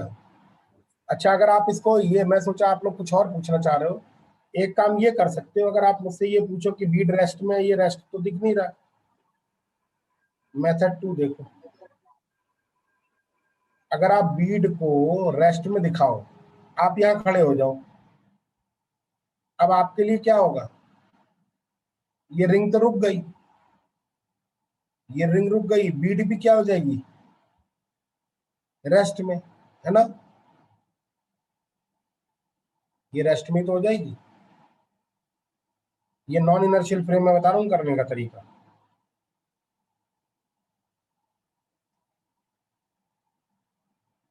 बीड के रिस्पेक्ट में तो क्या है, रेस्ट में। अब ये एंगल थीटा है, ठीक है, mg इधर लग रहा होगा, नॉर्मल रिएक्शन इधर लग रही होगी। अब एक बात बताओ कि इस तरीके के दो फोर्सेस में कभी कोई पार्टिकल किसी भी पर्सन को रेस्ट में दिख सकता है? नेट फोर्स तो कुछ ना कुछ है ना भाई। अगर कंपोनेंट करूंगा इसके, तो कंपोनेंट अभी भी कितने आएंगे, एक इधर आएगा n cos थीटा, और ये वाला कंपोनेंट आएगा n sin थीटा। अब कंपोनेंट आ रहे हैं, कोई भी कंपोनेंट ऐसा तो है नहीं जो कि इसे n sin थीटा कैंसिल कर दे, फिर भी ये रेस्ट में क्यों है? तो क्योंकि न्यूटन लॉ डायरेक्टली लगा नहीं पाएंगे, अब हमें क्या करना होगा, स्यूडो फोर्स लगाने पड़ेंगे। तो चूंकि सर्कुलर मोशन हो रही है इसलिए हमें क्या करना पड़ेगा, बाहर की तरफ को सेंट्रीफ्यूगल फोर्स की कल्पना करनी पड़ेगी। और सेंट्रीफ्यूगल फोर्स कितना होता है, mr⍵², होता उतना ही है, कहने के तरीके ही तो बदल जाते हैं। और फिर से हम यही कहेंगे, क्या रेस्ट कैसे डिफाइन करेंगे with respect to this non inertial frame, rest कैसे डिफाइन करेंगे, n sin थीटा माइनस mr⍵², ये दोनों बराबर रहे होंगे तभी रेस्ट में आ रहा होगा, ये इक्वेशन 1। और n cos theta minus mg, ये भी 0 के बराबर आ रहा होगा, जिस वजह से रुक जा रहा होगा। इसके रेस्ट को डिफाइन करने का तरीका क्या है भाई, n sin थीटा जरूर सेंट्रीफ्यूगल फोर्स के बराबर हो गया होगा इसीलिए वो रुका हुआ है, और n cos थीटा mg के बराबर हो गया होगा इसलिए वो रुका हुआ है। तब भी ये इक्वेशन सॉल्व करने के बाद आंसर यही देंगी, फर्क थोड़ी पड़ा कुछ। इसीलिए तो कहते हैं कि अगर सेंट्रीफ्यूगल फोर्स जो है वो आप दिखा रहे हो तब आप उसके रेस्ट को डिफाइन कर ले रहे हो, और सेंट्रीपिटल फोर्स दिखा रहे हो तो आप उसकी सर्कुलर मोशन को डिफाइन कर रहे हो। समझ आ गया? सर कल भी मैंने यही किया था।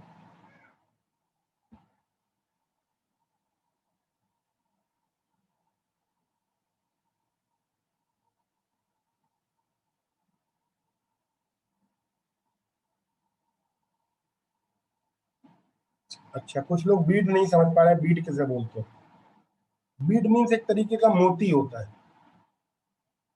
बीड इज व्हाट, लाइक मोती। मोती या कह सकते हो क्या, जिससे धागे में पिरोया जा सके, है ना? समझते हो ना, इसको क्या बोल सकते हैं बीड को? सर वो जो एबेकस में नहीं लगा होता है वो। हाँ, वही बीड्स होती हैं, उसको क्या बोले, इसीलिए उसको टर्म दिया गया बीड। जैसे धागे में मोती पिरोए जाते हैं ना, जैसे ये, इनको बीड्स बोलते हैं।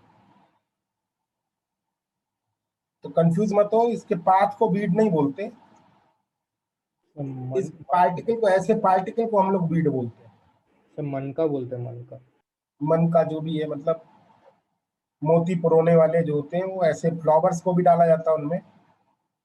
ठीक है, चलिए, आप और कोई पूछना चाहता है कुछ और, या आगे बढ़े? नहीं सर, आगे। चलिए अगला क्वेश्चन। कुछ लोग ये क्वेश्चन नंबर, पेज नंबर पूछ रहे हैं, आप लोग खुद भी इरिटेट मत हो, मैंने कहा नोट्स में आप लोग लिख लो ये सब, ये सारे अच्छे क्वेश्चन हैं, ये आपके नोट्स में अगर लिखे होंगे बार बार सामने आएंगे तो आपको बेनिफिट ही देंगे। ठीक है, पेज नंबर में लिख के भेज दूंगा। A point particle at rest is released from the top of a sphere of radius capital R and slides down frictionlessly under gravity. At what angle from the vertical does it leave the sphere? मतलब you have a sphere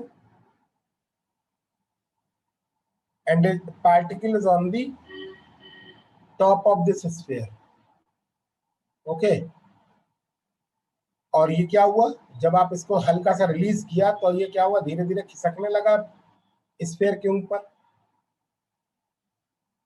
और एक समय ऐसा आया जहां पे इसने sphere को छोड़ दिया। This is basically leaving point. ठीक है, इस पॉइंट पर इसको स्फीयर ने क्यों छोड़ा होगा? छोड़ दिया मतलब सर कैसे? क्यों छोड़ा होगा इसमें?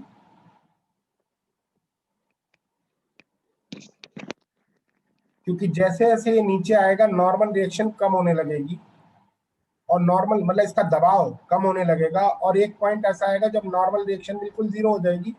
और नॉर्मल रिएक्शन अगर जीरो हो गई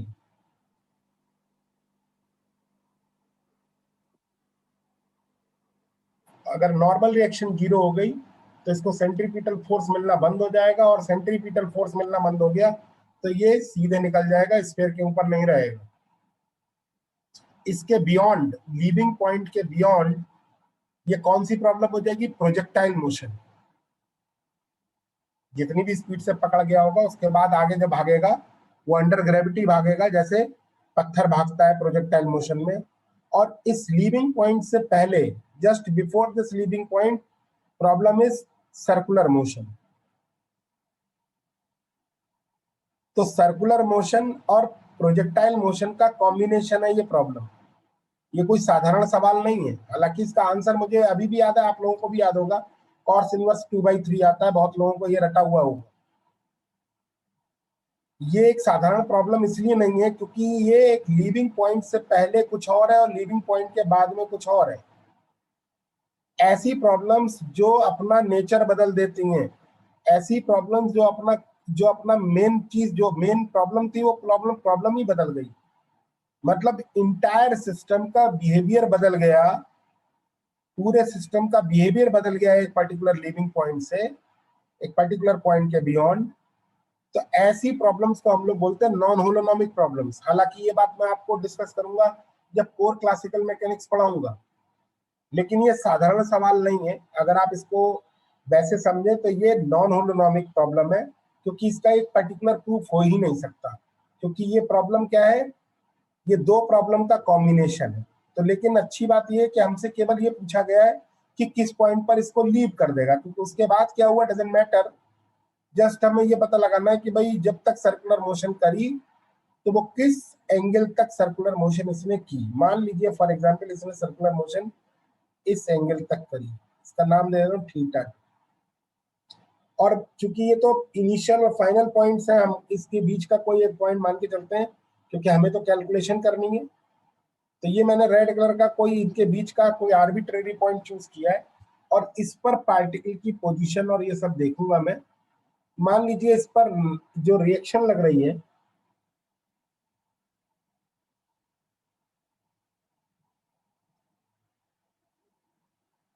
नॉर्मल रिएक्शन n है, और इस पे एक फोर्स लग रहा है mg नीचे की तरफ। ठीक है, तो ये एंगल अगर थीटा है तो ये एंगल भी थीटा होगा। mg के अगर दो कंपोनेंट करूंगा तो ये mg cos थीटा होगा और ये वाला mg sin थीटा होगा। mg sin थीटा इसको नीचे लेके आ रहा होगा, और mg cos थीटा n के साथ मिलकर इसको क्या दे रहा होगा?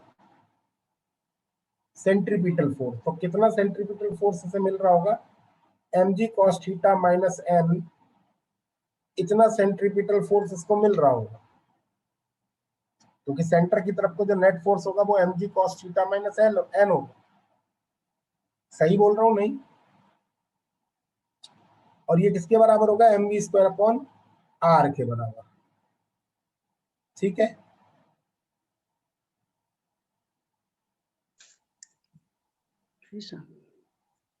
अब चूंकि ये गिरना स्टार्ट हुआ है यहां से, अगर मैं इसमें लगाऊं energy conservation law,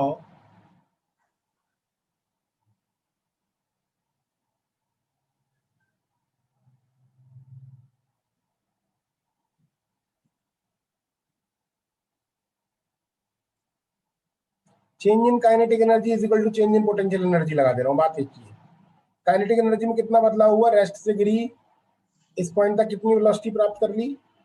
half mv square, है ना, बराबर। चेंज इन पोटेंशियल एनर्जी कितना होगा, कोई बताएगा मुझे? ये वर्टिकली कितना गिर गया? r minus r cos theta। r minus r cos theta, बिल्कुल सही बताया। तो यहां से b स्क्वायर की वैल्यू कितनी आ गई? 2gr 1 minus cos theta. तो यहां से m g sin cos theta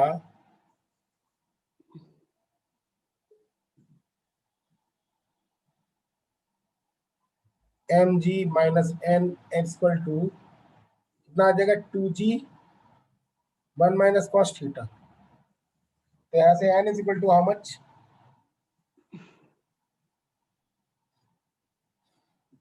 n कितना आ जाएगा? CG cos theta minus 2g. 3mg cos theta minus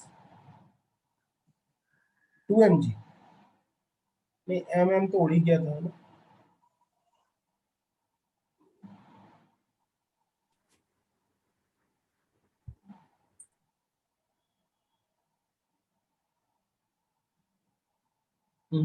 m भी उड़ेगा नहीं।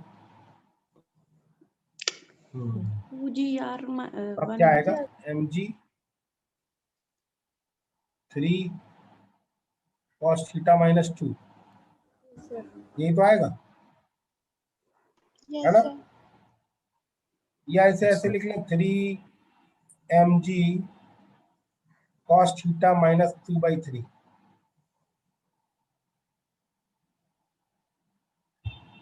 ठीक है?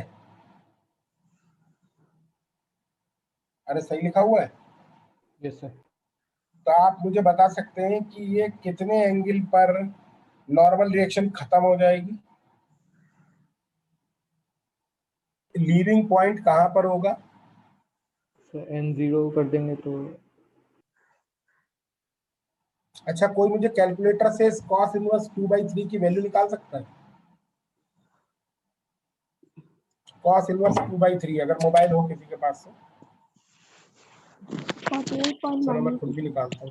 तो 48.18 48.18 में पता कि जस्ट मिनट 48.18 डिग्री, है ना? Okay.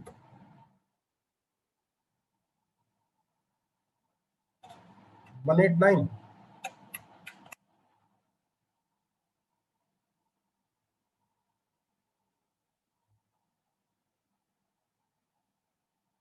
नहीं मतलब लगभग 48 डिग्री है ना? Yes, sir. आप एक बार बताओ, जब 48 से ज्यादा हो जाएगा तो नॉर्मल रिएक्शन का क्या होगा? अगर मान लो इसमें फिसल नहीं दूं मैं मानू नहीं, मान लो इसमें मैं ये इस पे अटका ही हुआ होता, नीचे नहीं जा रहा होता, या फिर ये इस तरीके का क्वेश्चन होता, ये जेई में आया हुआ है वैसे, ये इस तरीके से यहां से फिसलना स्टार्ट करता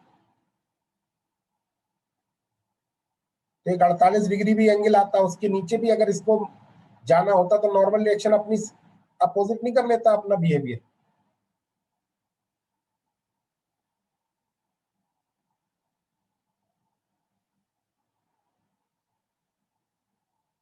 नहीं समझ में आ रहा।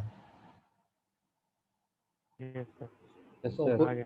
ये पूछा गया था, ये मेरे पास क्वेश्चन है लेकिन वो जैम वाले बच्चों का शायद होगा कहीं पे। एक मिनट दिखाता हूँ मैं आपको। खैर मैं आपको बता रहा हूँ ना, पहली बात तो आपसे पूछा क्या जा रहा है वो देख लो, पहले आंसर पहले निकाल देते हैं।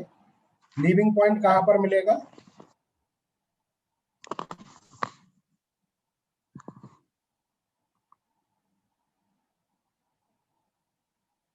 n is equal to 0, so cos theta minus 2/3 is equal to 0, यानी theta is equal to cos inverse 2/3 which is equal to 48 degrees लगभग। ठीक है class?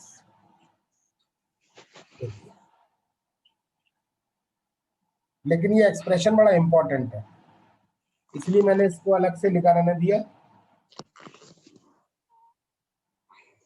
कि कोई चाहे तो आपको इसमें काफी घुमा सकता है। यहां तो इसने स्फीयर को छोड़ दिया, n0 हो गया, लेकिन अगर मैं बाध्य कर दूं इसको रेस्ट्रिक्ट कर दूं कि इसको स्फीयर पे ही रहना है,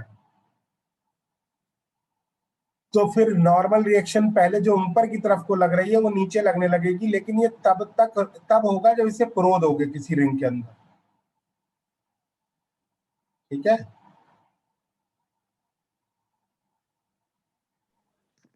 सर समझ नहीं आया ये वाला इसमें। ये आंसर समझ में आ गया? वैसे नहीं सर ये तो आ गया, लेकिन जो आपने एनर्जी कंजर्वेशन लॉ लगाया है ना सर, ये नहीं समझ में आया उसमें डेल्टा यू डेल्टा ये चीज नहीं आई सर समझ। बेटा। एनर्जी कंजर्वेशन लॉ ऐसे लगा लो चाहो तो आप, kinetic energy at A, potential energy at A, kinetic energy at P, potential energy at P, ऐसी तो करा होगा। ए से मान लो, पी से मान लो। अब तो ठीक है।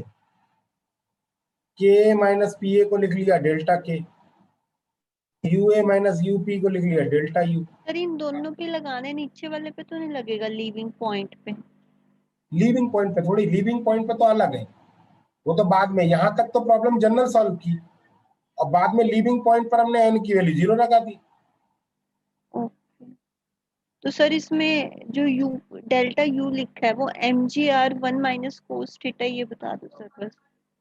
बेटा ये परफेक्ट, ये पूरी डिस्टेंस कितनी होगी, चलो मैं, ये पूरा कितना होगा ये रेडियस के आर आर, आर, और इतना इतना mg cos theta. M G cos theta. बेटा फोर्स है, डिस्टेंस पूछ रहा हूँ। ये कितना होगा यस ये भी तो आ रही है, रेडियस ही तो है। Yes sir. तो ये रेडियस आर है, तो ये कितना होगा, ये एंगल थीटा आएगा। तो सर इसमें वो लगा देंगे साइन थीटा कोस थीटा वाला, अरे सीधे तो सीधे आर बता, कोस थीटा आ जाएगा। ये आर कॉस थीटा आ जाएगा। और ये पूरा कितना है, आर। तो ये कितना बचेगा, इतना R okay minus R cos theta नहीं बचेगा। Okay sir.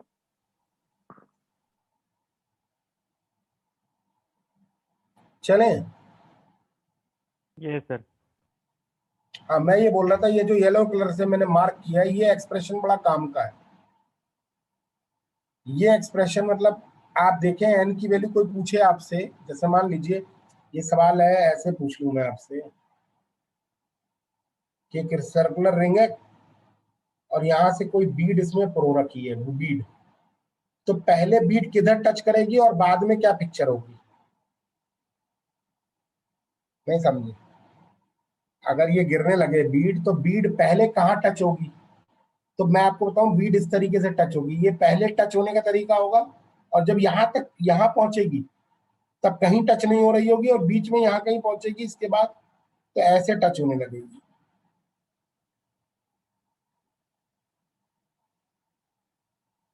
बात समझ रहे हो मैं क्यों कह रहा हूँ ऐसा?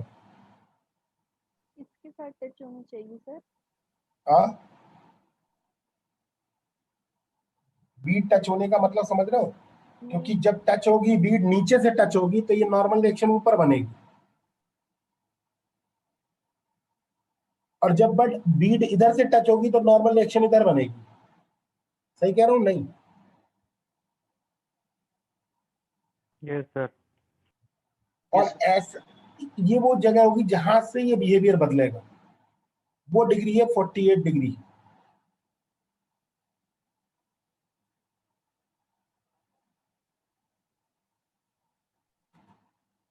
सर मतलब 48 डिग्री के बाद एग्जैक्टली अपोजिट बिहेवियर होगा। हाँ एग्जैक्टली अपोजिट होगा। एक मिनट रुक ही जाओ, मैं वो वाला क्वेश्चन दिखाई देता हूँ आप लोगों को, लेकिन वो किसी और असाइनमेंट में होगा, दिखाता हूँ मैं आपको, जैम के असाइनमेंट में होगा। एक मिनट बेटा रुकना।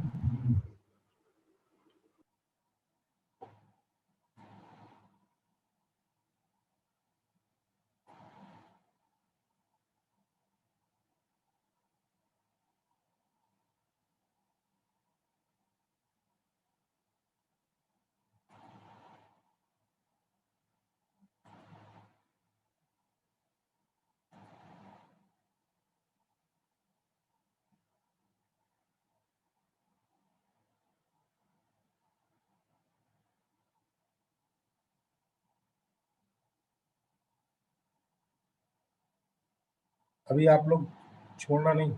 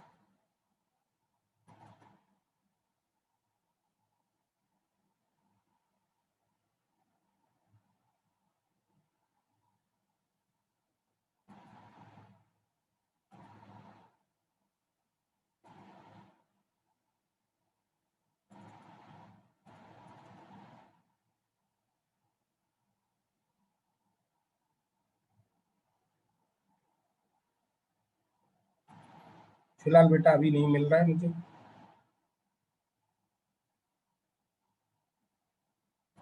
सर नेक्स्ट लेक्चर में दिखा दूंगा सर, कोई बात नहीं। हाँ नेक्स्ट वाले में दिखाऊंगा आप लोगों को, ठीक है।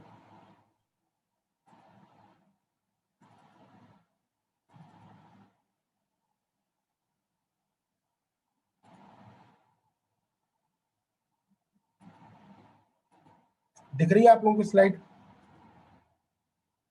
Yes sir. Yes sir. जो मैं कहना चाह रहा हूँ वो अगले क्लास में बता दूंगा, ठीक है, आज ही बता दूंगा, मतलब अभी दोबारा जो क्लास होगी उसमें। हाँ, और क्या कुछ पूछ रहा है कोई? 48 डिग्री के बाद क्या होगा? सर बिहेवियर एग्जैक्टली अपोजिट हो जाएगा ना? नहीं, कुछ लोग कह रहे हैं जब लीव कर जाएगा तो कैसे होगा। मैं ये कह रहा हूँ ये क्वेश्चन नहीं है। अगर लीव ना करने देता और इसको पुरो देता किसी रिंग के अंदर, तब मैं पूछ रहा हूँ, ठीक है, तब बात कर रहा था। अभी मैं आपको क्वेश्चन दिखा दूंगा, वो जेई मेंस में आया हुआ है, मतलब एडवांस में शायद। अच्छा क्वेश्चन है वो। चलिए फिलहाल अभी इसको यहीं छोड़ देते हैं। आपका आंसर तो निकल ही आया, मोटिव ये था इस क्वेश्चन को सॉल्व करना, वो हो गया, ठीक है। आगे बढ़ते हैं।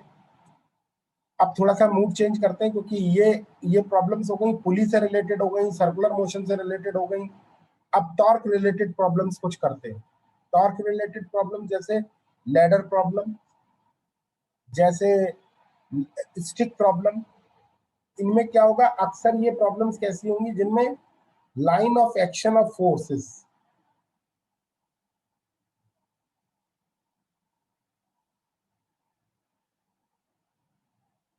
Are not same. मतलब जिन जिन प्रॉब्लम्स में लाइन ऑफ एक्शन सेम नहीं होगी फोर्स की, एक ही डायरेक्शन में नहीं होगी, उन जगहों पर टॉर्क भी हमें इनकाउंटर करना पड़ेगा, क्योंकि विदा उसके बाद नहीं बनेगी। मे बी पॉसिबल कि दो फोर्सेस अगर जिनकी लाइन ऑफ एक्शन सेम नहीं है, वो क्या कर सकते हैं, वो घुमा सकते हैं चीजों को, भले ही उन्हें वो भगा नहीं सकते। तो ऐसी प्रॉब्लम अक्सर आप स्टिक वाली प्रॉब्लम्स आप देखेंगे कि दो दो सपोर्ट्स हैं जिन पे एक स्टिक रखी हुई है। तो इस सिचुएशन में क्या होगा, mg नीचे लग रहा होगा, स्टिक का वेट, और नॉर्मल रिएक्शन इन पर किधर लग रही होगी, ऊपर n1 और ये वाली n2। तो इसमें देखिए आप ध्यान से कि n1 n2 mg की लाइन ऑफ एक्शन सेम नहीं है। तो केवल न्यूटन्स लॉ का वो पार्ट जिसमें हम नेट फोर्स जीरो कर देते थे उससे निकाल सकते थे, तो वो भी नहीं है, क्योंकि नेट फोर्स स्टैटिक्स अगर ये तब भी रुकी हुई है, तो आपको क्या बताया था, अगर ये स्टिक रेस्ट में है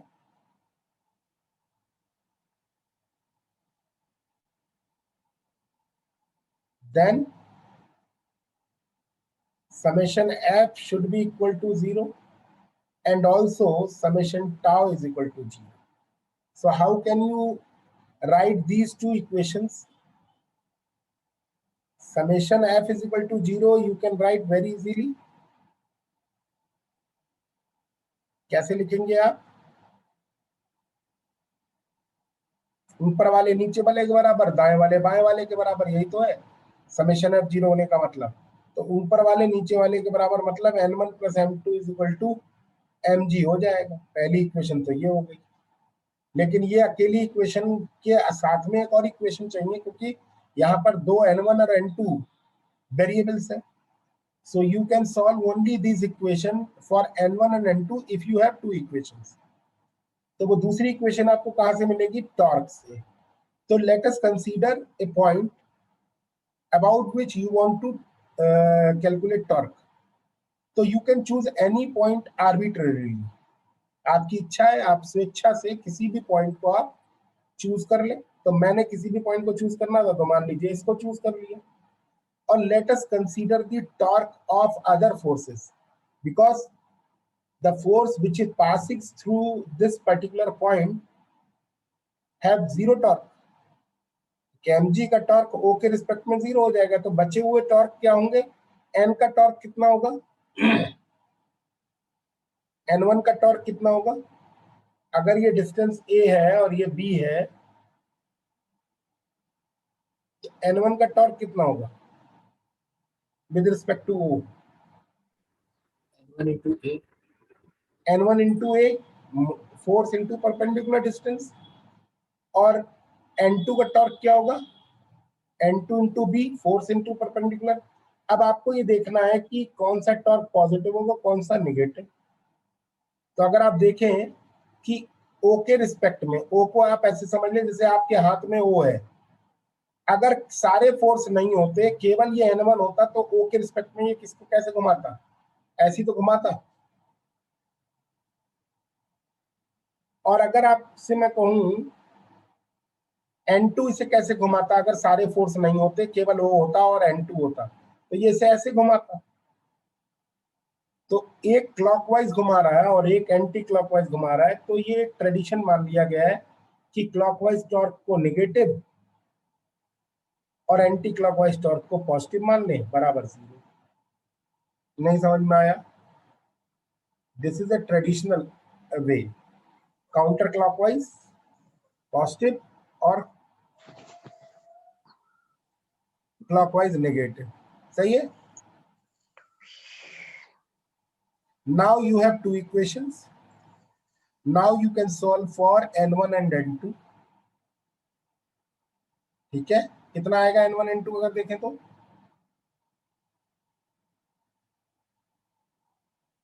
N1 N2 कितना आएगा,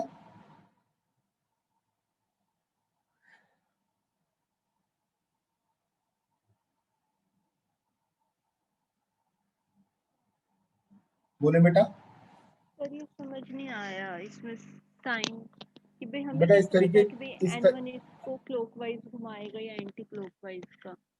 अब वही तो मैं आपसे बोल रहा हूँ, आप थोड़ा ध्यान से सुनो मेरी बात को। आप मान के चलो वो आपके हाथ में है, ये वाली जगह आपने पकड़ रखी है हाथ से ऐसे, ठीक है, यहाँ पर आपका हाथ है। अब आप बताओ केवल N1 होता और आपका हाथ होता तो किधर जाती है इसके, हाथ की साइड आती। नहीं N1 होता और आपका हाथ होता तो इधर ही तो जाती, जिधर मैंने रेड कलर का निशान बनाया जी। N1 को फिक्स रखना है, मतलब O को फिक्स रखना है अपने हाथ को। आपके हाथ के रिस्पेक्ट में किधर जाती N1 फोर्स, क्या ले जाता है इसे, एंटी क्लॉकवाइज ले जाता। ओके और सर, अगर अब आगे O समझ। के रिस्पेक्ट में देखो तो N2 इसे एंटी क्लॉकवाइज ले जाता। अगर ये दोनों टॉर्क बराबर हो जाए तभी तो ये कहीं नहीं जा रहा होगा। Okay sir. ऐसे समझ सकते हो। या तो आपको इस तरीके के क्वेश्चन मिलेंगे भाई, एक तो इस तरीके के क्वेश्चन मिलेंगे या ये लैडर वाले क्वेश्चन मिलेंगे। इन लैडर वाले क्वेश्चन में मान लीजिए ये एक लैडर है, सीढ़ी पे आप लोग चढ़े भी होंगे, हो सकता है किसी किसी घर में हो भी सीढ़ी। सीढ़ी पे भी आप चढ़ने का बड़ा कलाकारी होती है। बचपन में हम लोगों को बड़ा डर लगता था कि सीढ़ी किस एंगल पर खड़ी है। अब तो बड़े हो गए हैं तो पता लग जाता है कि कौन से एंगल पे खड़ी करनी चाहिए सीढ़ी, जिससे वो गिरेंगे नहीं हम उस पर, है ना। कभी आप लोगों ने महसूस किया सीढ़ी पे चढ़ते वक्त कि एक पर्टिकुलर लिमिट तक चढ़ने के बाद ये पता चल जाता है कि अगर इसके ऊपर आप डंडे पैर रखा तो फिसल जाएगी सीढ़ी। Yes sir. तो वो फीलिंग्स हाथ कहाँ से छोड़कर डेवलप, चढ़ना। वो फीलिंग्स कहाँ से डेवलप होती हैं, बार बार चढ़कर। लेकिन इसको साइंटिफिकली एक्सप्लेन करना हो तो ये कहना ये चाहते हैं कि सीढ़ी और जो जमीन पे ग्राउंड और जो लैडर के बीच में जो फ्रिक्शनल फोर्स है वो एक पर्टिकुलर लिमिट तक बढ़ता है, और जब वो अपने पीक पर होता है, बेटा अपने आप को म्यूट करें, जब वो अपने पीक पर, जब वो अपने पीक पर होता है, जब वो अपने पीक पर होता है तो आपको अंदाजा लग जाता है कि आप फ्री हो गई सीढ़ी। उसके बाद अगर आप चढ़ोगे तो हो सकता है वो उसको इतना टॉर्क दे दे कि वो पीक पे होने के बाद फ्रिक्शनल फोर्स उसको रोक ना पाए और सीढ़ी फिसल जाए। तो इस प्रॉब्लम को देखें कैसे, मतलब कोई भी प्रॉब्लम अगर सीढ़ी से रिलेटेड होगी तो कोई भी सीढ़ी खड़ी हुई हो अगर एक ग्राउंड और एक दीवार के बीच में, तो हमेशा ये तो बनाओगे ही N1 इधर होगा, नॉर्मल रिएक्शन, भाई नॉर्मल रिएक्शन सिखानी है। एक नॉर्मल रिएक्शन यहाँ पर यहाँ टच हो रहा है तो ये N1, और एक नॉर्मल रिएक्शन यहाँ टच हो रहा है तो ये परपेंडिकुलर N2, और एक वेट होगा सीढ़ी का, यही तो होगा। अक्सर यही प्रॉब्लम में आएंगे। अगेन यू हैव 3 फोर्सेस, आप उनके लिए सॉल्व करोगे क्या, फोर्सेस को पहले बैलेंस कराओगे। तो ये ladder is at rest,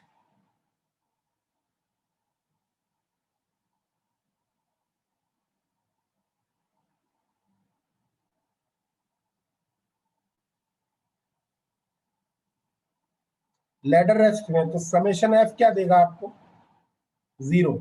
summation F 0 क्या देगा आपको? दाएं वाले बाएं वाले के बराबर। तो दाएं वाला तो 1 है, लेकिन एक और बनाना पड़ेगा आपको, फ्रिक्शनल फोर्स, क्योंकि बिना उसके ये सीढ़ी रुक नहीं पाएगी। तो फ्रिक्शनल फोर्स किधर होगा? सीढ़ी अगर फिसलेगी तो किधर फिसलेगी? बाहर की तरफ को। तो फ्रिक्शनल फोर्स किधर होगा? इधर। तो अब आप लिखें दाएं वाले बाएं वाले के बराबर, मतलब N1 बराबर FR, पहली इक्वेशन। और दूसरा बनाएंगे तो ऊपर वाले नीचे वाले के बराबर, यानी N2 बराबर mg। ये दो इक्वेशन आपको मिल जाएंगी किससे? समेशन एफ बराबर 0 करने से। दूसरा एक है समेशन टॉर्क बराबर 0।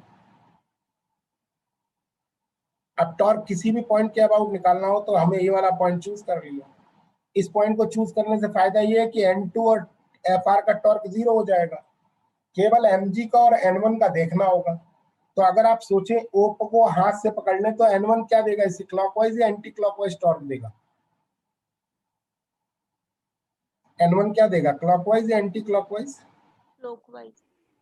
क्लॉकवाइज। तो N1 माइनस का कितने बीच की डिस्टेंस? मान लीजिए ये डिस्टेंस A है, तो perpendicular distance from the line of action of the force from O, so it is equal to A। और मान लीजिए mg से ये वाली दूरी कितनी है? B है, तो प्लस mg B, यही तो लिखोगे, बराबर 0। N2 नहीं आएगा N2 और FR का टॉर्क 0, क्योंकि O के रिस्पेक्ट में ही देख रहे हैं, O से ही तो पास हो रहा है। अरे पर R परपेंडिकुलर 0 है FR के लिए और N2 के लिए। So you have next equation, मतलब इक्वेशन 3। अब आपके पास 3 इक्वेशन है, आपके पास 3 वेरिएबल सॉल्व कर सकते हैं। क्लियर? कुछ समझ में आ रहा है? नहीं?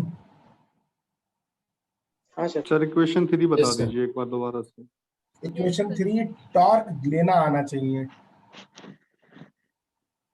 ओ कैसे चूज करना है? अपने आप।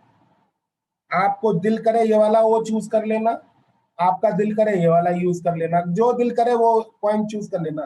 मैंने यहाँ बताया था ना, आर्बिट्रेरी चॉइस है आपको वो चूज करने की, क्योंकि सीढ़ी कहीं से भी भाग तो रही नहीं है। अगर सीढ़ी कहीं से भी नहीं भाग रही तो आप कहीं भी कर सकते हैं। ओके बीच में लेके दिखाना, बीच में ओ चूज करना है। बेटा, अभी मैं पूरा सॉल्व करूंगा ना। ये देखो, इधर देखो, आप लोग जितना कंफ्यूज हो रहा है, अगला क्वेश्चन आपके सामने है। देखो, तो सीढ़ी का क्वेश्चन करवाऊंगा ना, तब करवा दूंगा। एक यही नहीं और भी है, ये देखो टिफर में आया हुआ, तब आपको क्लियर हो जाएगा। ये तो मैं बता रहा हूँ, ऐसे क्वेश्चंस आएंगे तो आप पहचान जाना।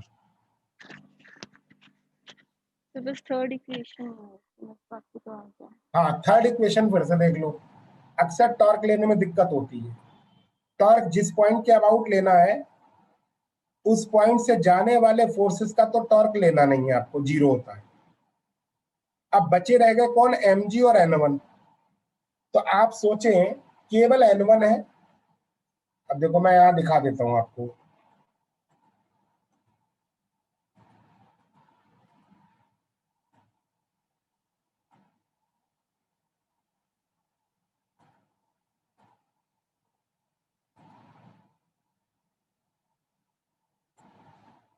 केवल N1 है और O है, बाकी सब मैं ब्लर कर दे रहा हूं, ठीक है? नहीं समझ में आया? इसी सवाल में ये N1 और O दिखा रहा हूं, ठीक है? ठीक है बेटा?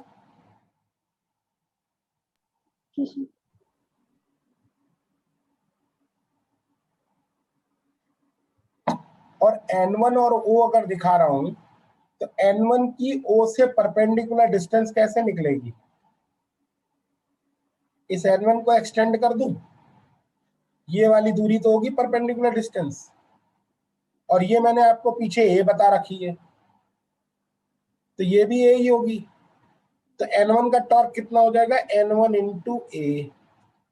गलत तो नहीं लिखा है मैंने? अब चूंकि ये इसे क्लॉकवाइज घुमा रहा होगा,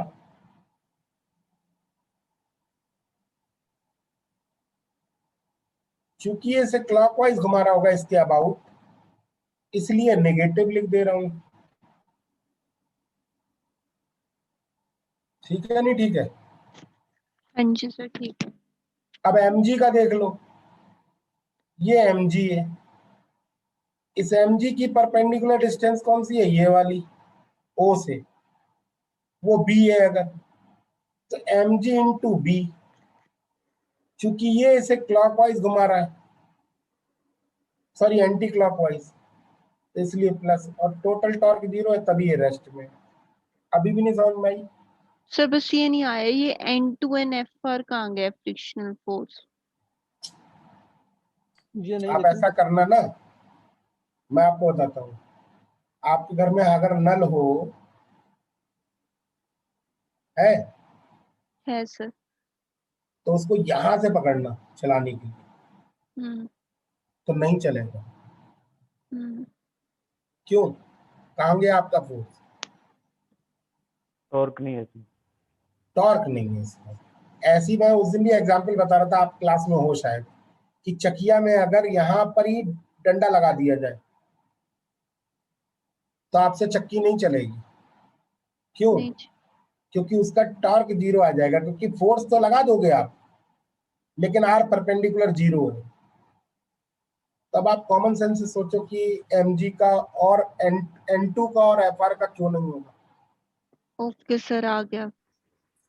है ना?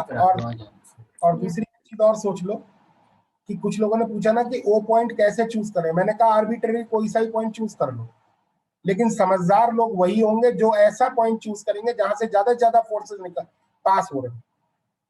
जहां से ज्यादा फोर्सेस पास हो रहे हो उसी पॉइंट को चूज कर लो। उससे क्या फायदा होगा, वो ज्यादा से ज्यादा जितने भी फोर्स होंगे उनका सबका टॉर्क 0 हो जाएगा, आपके पास कम वेरिएबल्स बचेंगे, कम फोर्सेस का टॉर्क लेना पड़ेगा आपको।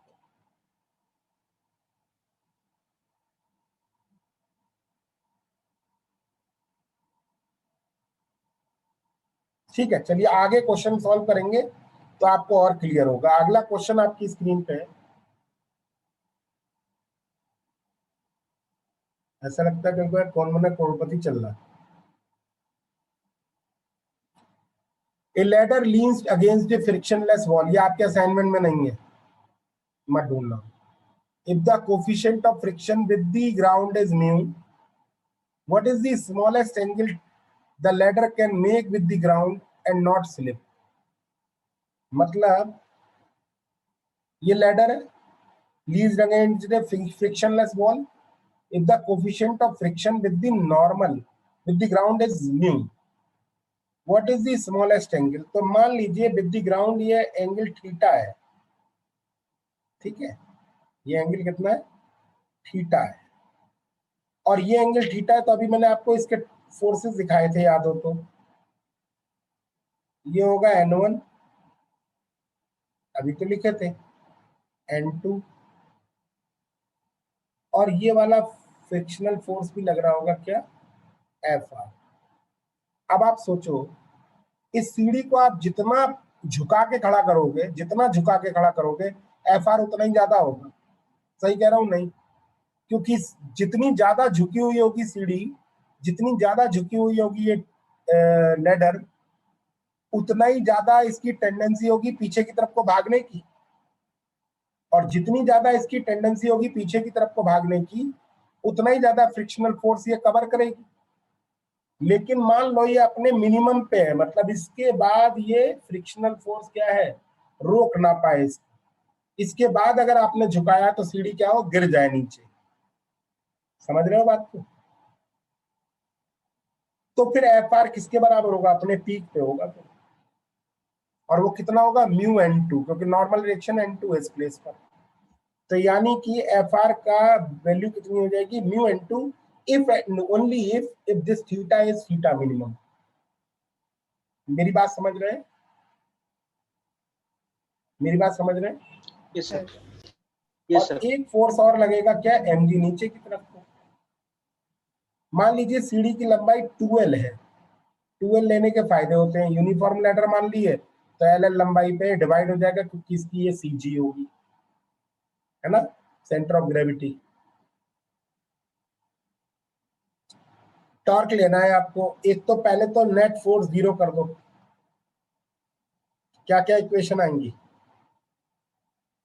दाएं वाले बाएं वाले के बराबर और ऊपर वाले नीचे वाले के बराबर। एक तो ये आ गई इक्वेशन, और दूसरा नेट टॉर्क को भी जीरो रख दो, किसके अबाउट, ओ के अबाउट, और ओ कहा मान लो यहां। तो आप डायरेक्ट लिख लोगे या फिर से उतना ही समझाऊं? डायरेक्ट N1 का बता दो टॉर्क कितना होगा, N1 का टॉर्क ओ के रिस्पेक्ट में। माइनस में वेंट। माइनस का, चलो बराबर के उधर ले जाऊंगा ना, बोलो। माइनस का n1 into 2l 2a, नहीं सर वो परपेंडिकुलर डिस्टेंस चाहिए ना। L sin theta से 12 sin 2l sin थीटा हाँ मिनिमम, हाँ सर बोला। 2l sin theta minimum, perpendicular distance पूछ रहा हूँ, बराबर एन mg का बता दो टॉर्क कितना होगा। mg L cos theta L cos theta minimum, कुछ कैंसिल हो रहा है, N1 निकल आ रहा है यहाँ से, N1 की वैल्यू यहाँ से निकल आएगी कितनी, म्यू mg, है ना, LL cancel,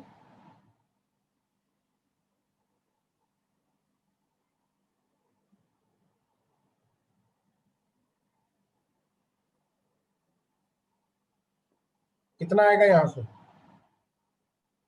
tan theta is equal to cot theta is equal to 2 mu,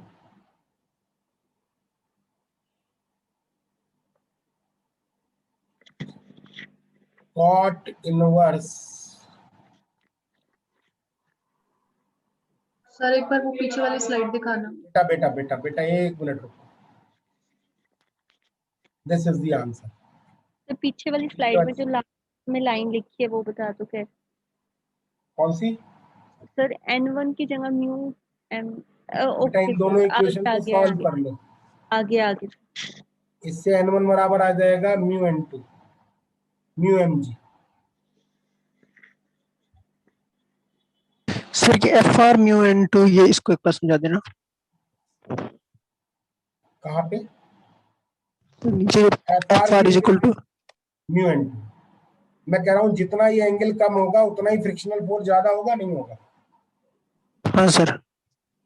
जितना एंगल कम होगा उतना ही फ्रिक्शनल फोर्स ज्यादा होगा। अगर ये एंगल मिनिमम है कि ये रुक पाए, स्लिप ना हो, तो फिर पीक पर होगा फ्रिक्शनल फोर्स अपने, क्योंकि उसके बाद अगर आपने और झुकाया इस एंगल को तो फ्रिक्शनल फोर्स अपने कंट्रोल नहीं कर पाएगा इसको। वो ग्राफ याद करो, बार बार ड्रॉ करने से आपकी याददाश्त में शायद आ जाए, ये वाला याद है किसी को? ये एफ आर म्यू एन के बराबर होता है कब, एक पर्टिकुलर लिमिट तक, उसके बाद ये मोशन में आ जाती है बॉडी, इससे पहले रेस्ट में रहती है। याद आ रहा है सबको? Yes sir. जी सर। तो ये तब तक जब इस मिनिमम थीटा पर ये क्या होगा, सर आपकी आवाज डबल आ रही है। वो किसी और के पास स्पीकर इधर उधर हो रहा होगा। अब देखो, सही है। ठीक है, तो इस पर्टिकुलर थीटा पर ये पीक वैल्यू होगी, मतलब मैक्सिमम वैल्यू पर होगा फ्रिक्शन, और उसके बियॉन्ड अगर आपने थीटा को कम किया तो ये सीढ़ी फिसल जाएगी। ठीक है, अक्सर होता है सीढ़ियां फिसलती हुई आपने देखी होंगी बहुत। Yes sir. तो वो यही वजह रहती है कि इससे बियॉन्ड चले जाते हो। फ्रिक्शनल फोर्स अपने पीक से ऊपर तो बढ़ नहीं सकता, जो कुछ बढ़ना था बढ़ चुका, इसके बाद नहीं बढ़ाओगे, फिर भी एंगल कम करोगे तो गिरोगे। क्लियर है? Yes sir. Yes yes sir. जिन लोगों को पीछे कुछ कमी लग रही होगी वो आप क्लियर हो रही होगी। और ज्यादा क्लियर करना है तो एक और सवाल कर लो इसका, ये आपके असाइनमेंट में होगा। सर उसका सॉल्यूशन एक बार पीछे करना सर। हाँ बेटा लिख लो।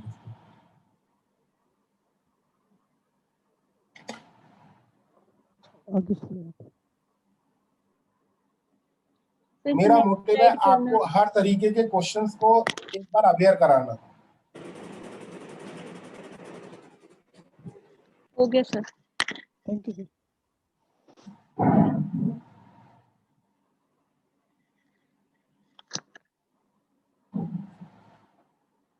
अगला क्वेश्चन आपकी स्क्रीन पे ये रहा।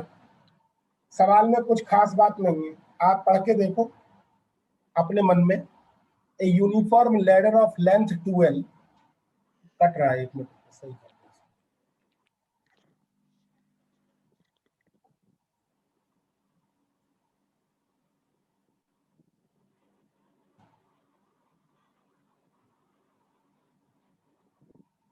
दिख रहा है? A uniform ladder of length 12 and mass small m leads against a wall in vertical plane at an angle theta to the horizontal। सही है, वही सवाल है।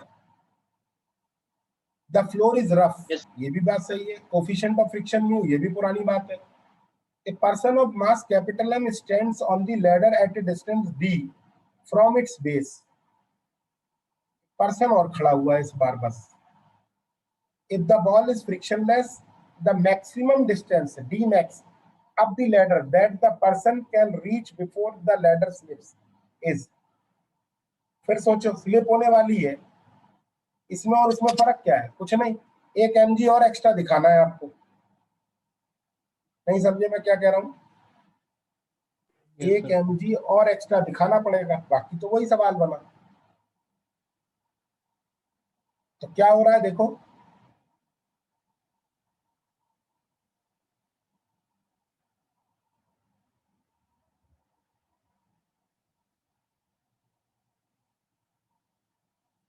देखो मैं दूसरे कलर के पेन से दिखा दे रहा हूँ आप लोगों को, देखना। ये तो हो गई नॉर्मल रिएक्शन N1, ये हो गई N2, ये हो गया Mg, और ये हो गया कैपिटल Mg, है ना। और भी कोई फोर्स है? एक और फोर्स है, कौन? अगर D मैक्सिमम होगा तो ये सीढ़ी फिसल जाएगी इसके बाद, तो इसका मतलब ये अपने पीक पे होगा। नहीं समझ में आया? जी सर। ये D मैक्सिमम होगी तो ये अपने पीक पर होगी, फिसल जाएगी इसके बाद। तब आगे का सवाल आप लोग कर लो, फिर क्या बचा बताओ। ऊपर वाले नीचे वाले के बराबर कितना? N2 बराबर M प्लस M G, पहली इक्वेशन। दाएं वाले बाएं वाले के बराबर N1 बराबर म्यू N2। ये तो इक्वेशन वही रहेगी, बस टॉर्क में दिक्कत आएगी आपको। कोई दिक्कत नहीं आएगी अगर आपने मन बना लिया है करने का, तो कोई दिक्कत नहीं आएगी। कहाँ किसके अबाउट मानू? ओ कहाँ मानू? यही मान लेते हैं, सबसे अच्छा रहेगा। बताओगे N1 का टॉर्क कितना आएगा अगर ये L लंबाई की है तो? 2L लंबाई दिखी हुई है ना। तो बताओ ये एंगल थीटा है, तो बताओगे N1 का टॉर्क कितना होगा? N2 sin theta. 2L sin theta, ये वाली डिस्टेंस लेंगे ना। और mg का torque small mg, small m, L cos theta. Capital mg का टॉर्क, कैपिटल mg का torque d cos theta. d max cos theta. ये 3 इक्वेशन है, आंसर निकाल लो, 2 मिनट की बात है। आप आंसर बता दो कौन सा सही है। आपसे पूछा क्या गया ये भी बता देता हूँ। पूछा गया है कि थीटा बताओ कितना होगा ना, डी मैक्स। तो N1 की वैल्यू तो यहां से निकल आई ना, M plus M G into mu. करो सॉल्व, पेन चलाओगे तो मिल जाएगा आंसर। इससे निकल आया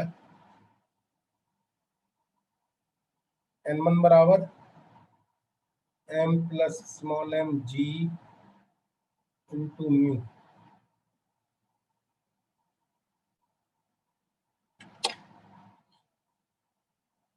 देखो आंसर मैच कर रहा है कोई से?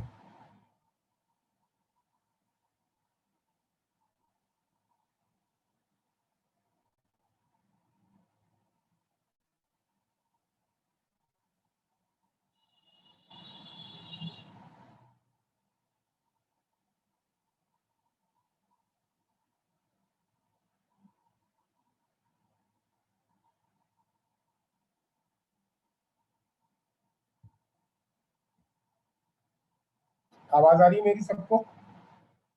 Yes sir. आंसर मैच करा कोई सा? नहीं,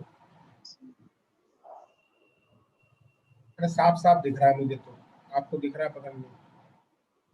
कुछ एक आध एम की गड़बड़ी है क्या? बी हो सकता है, क्या बी ऑप्शन? लेकिन इसमें कुछ मिसिंग है शायद। Sir D. डी मिसिंग है ना? हाँ, नहीं नहीं, डी तो होगा ही, डी मैक्स की तो वैल्यू है ही। हाँ सर डी मैक्स होना चाहिए। अरे नहीं, डी मैक्स की तो वैल्यू है ना।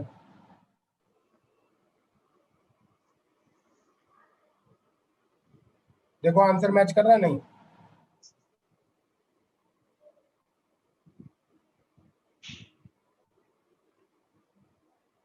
नहीं समझ में आया मैं क्या कह रहा हूँ? हमें डी मैक्स चाहिए सर। हाँ सर आंसर बी आएगा। सही है, कोई करेक्शन तो नहीं है, ये पूछ रहा हूँ।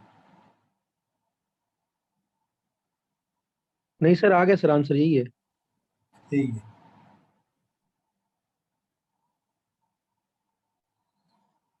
तो सॉल्व कर लो, मैं लिख दे रहा हूं। आफ्टर सॉल्विंग, और ये आपने सॉल्व किया है, D max is equal to क्या आया भाई?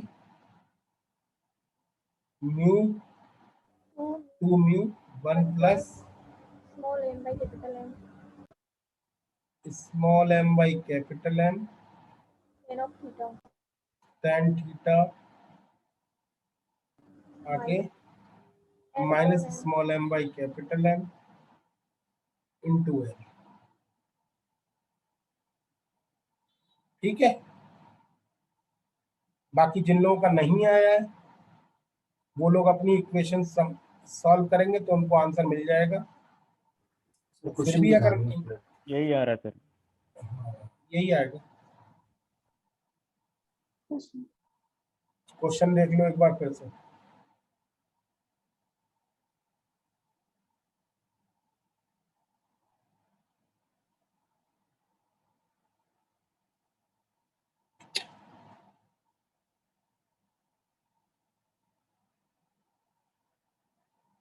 यही आएगा सर। ठीक, चलिए यहीं तक रखते हैं इस क्लास को। अगली क्लास 1 घंटे बाद है, तो आप लोग भी ब्रेक ले लें, चाय वगैरह पी लें, उसके बाद फिर से मिलते हैं। ठीक है, thank you sir. Okay, thank you so sir much. Classical mechanics का भी ग्रुप है क्या? क्या कह रहे बेटा? नहीं नहीं, हम लोगों का नहीं है कोई ग्रुप। कुछ बच्चे पर्सनल मेल कर देते हैं, वो लिख लें आप लोग mail ID, classical mechanics.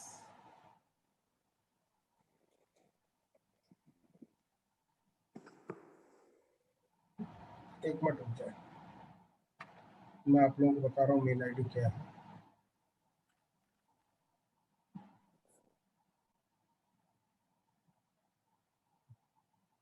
Classical mechanics in classical physics phys@gmail.com।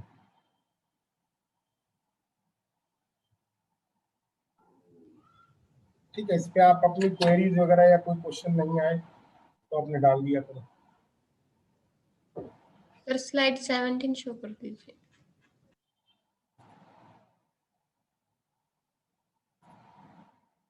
Slide 17 बेटा ये लिखा हुआ है, इसमें कुछ है ही नहीं। 7 सर स्लाइड शो कर दो एक बार सर।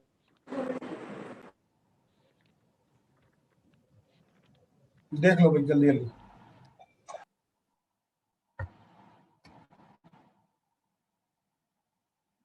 नेक्स्ट नेक्स्ट नेक्स्ट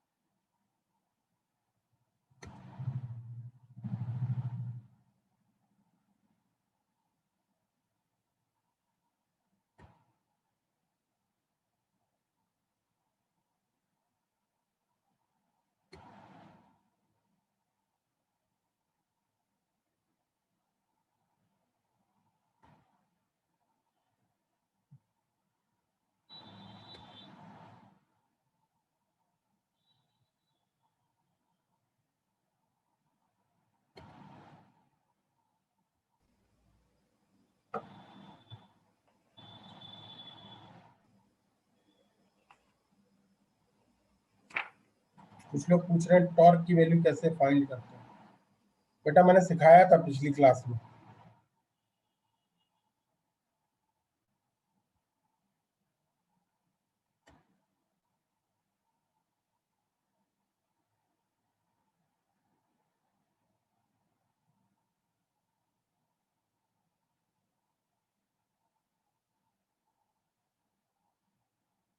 इसके बाद अगली क्लास में मिलेंगे।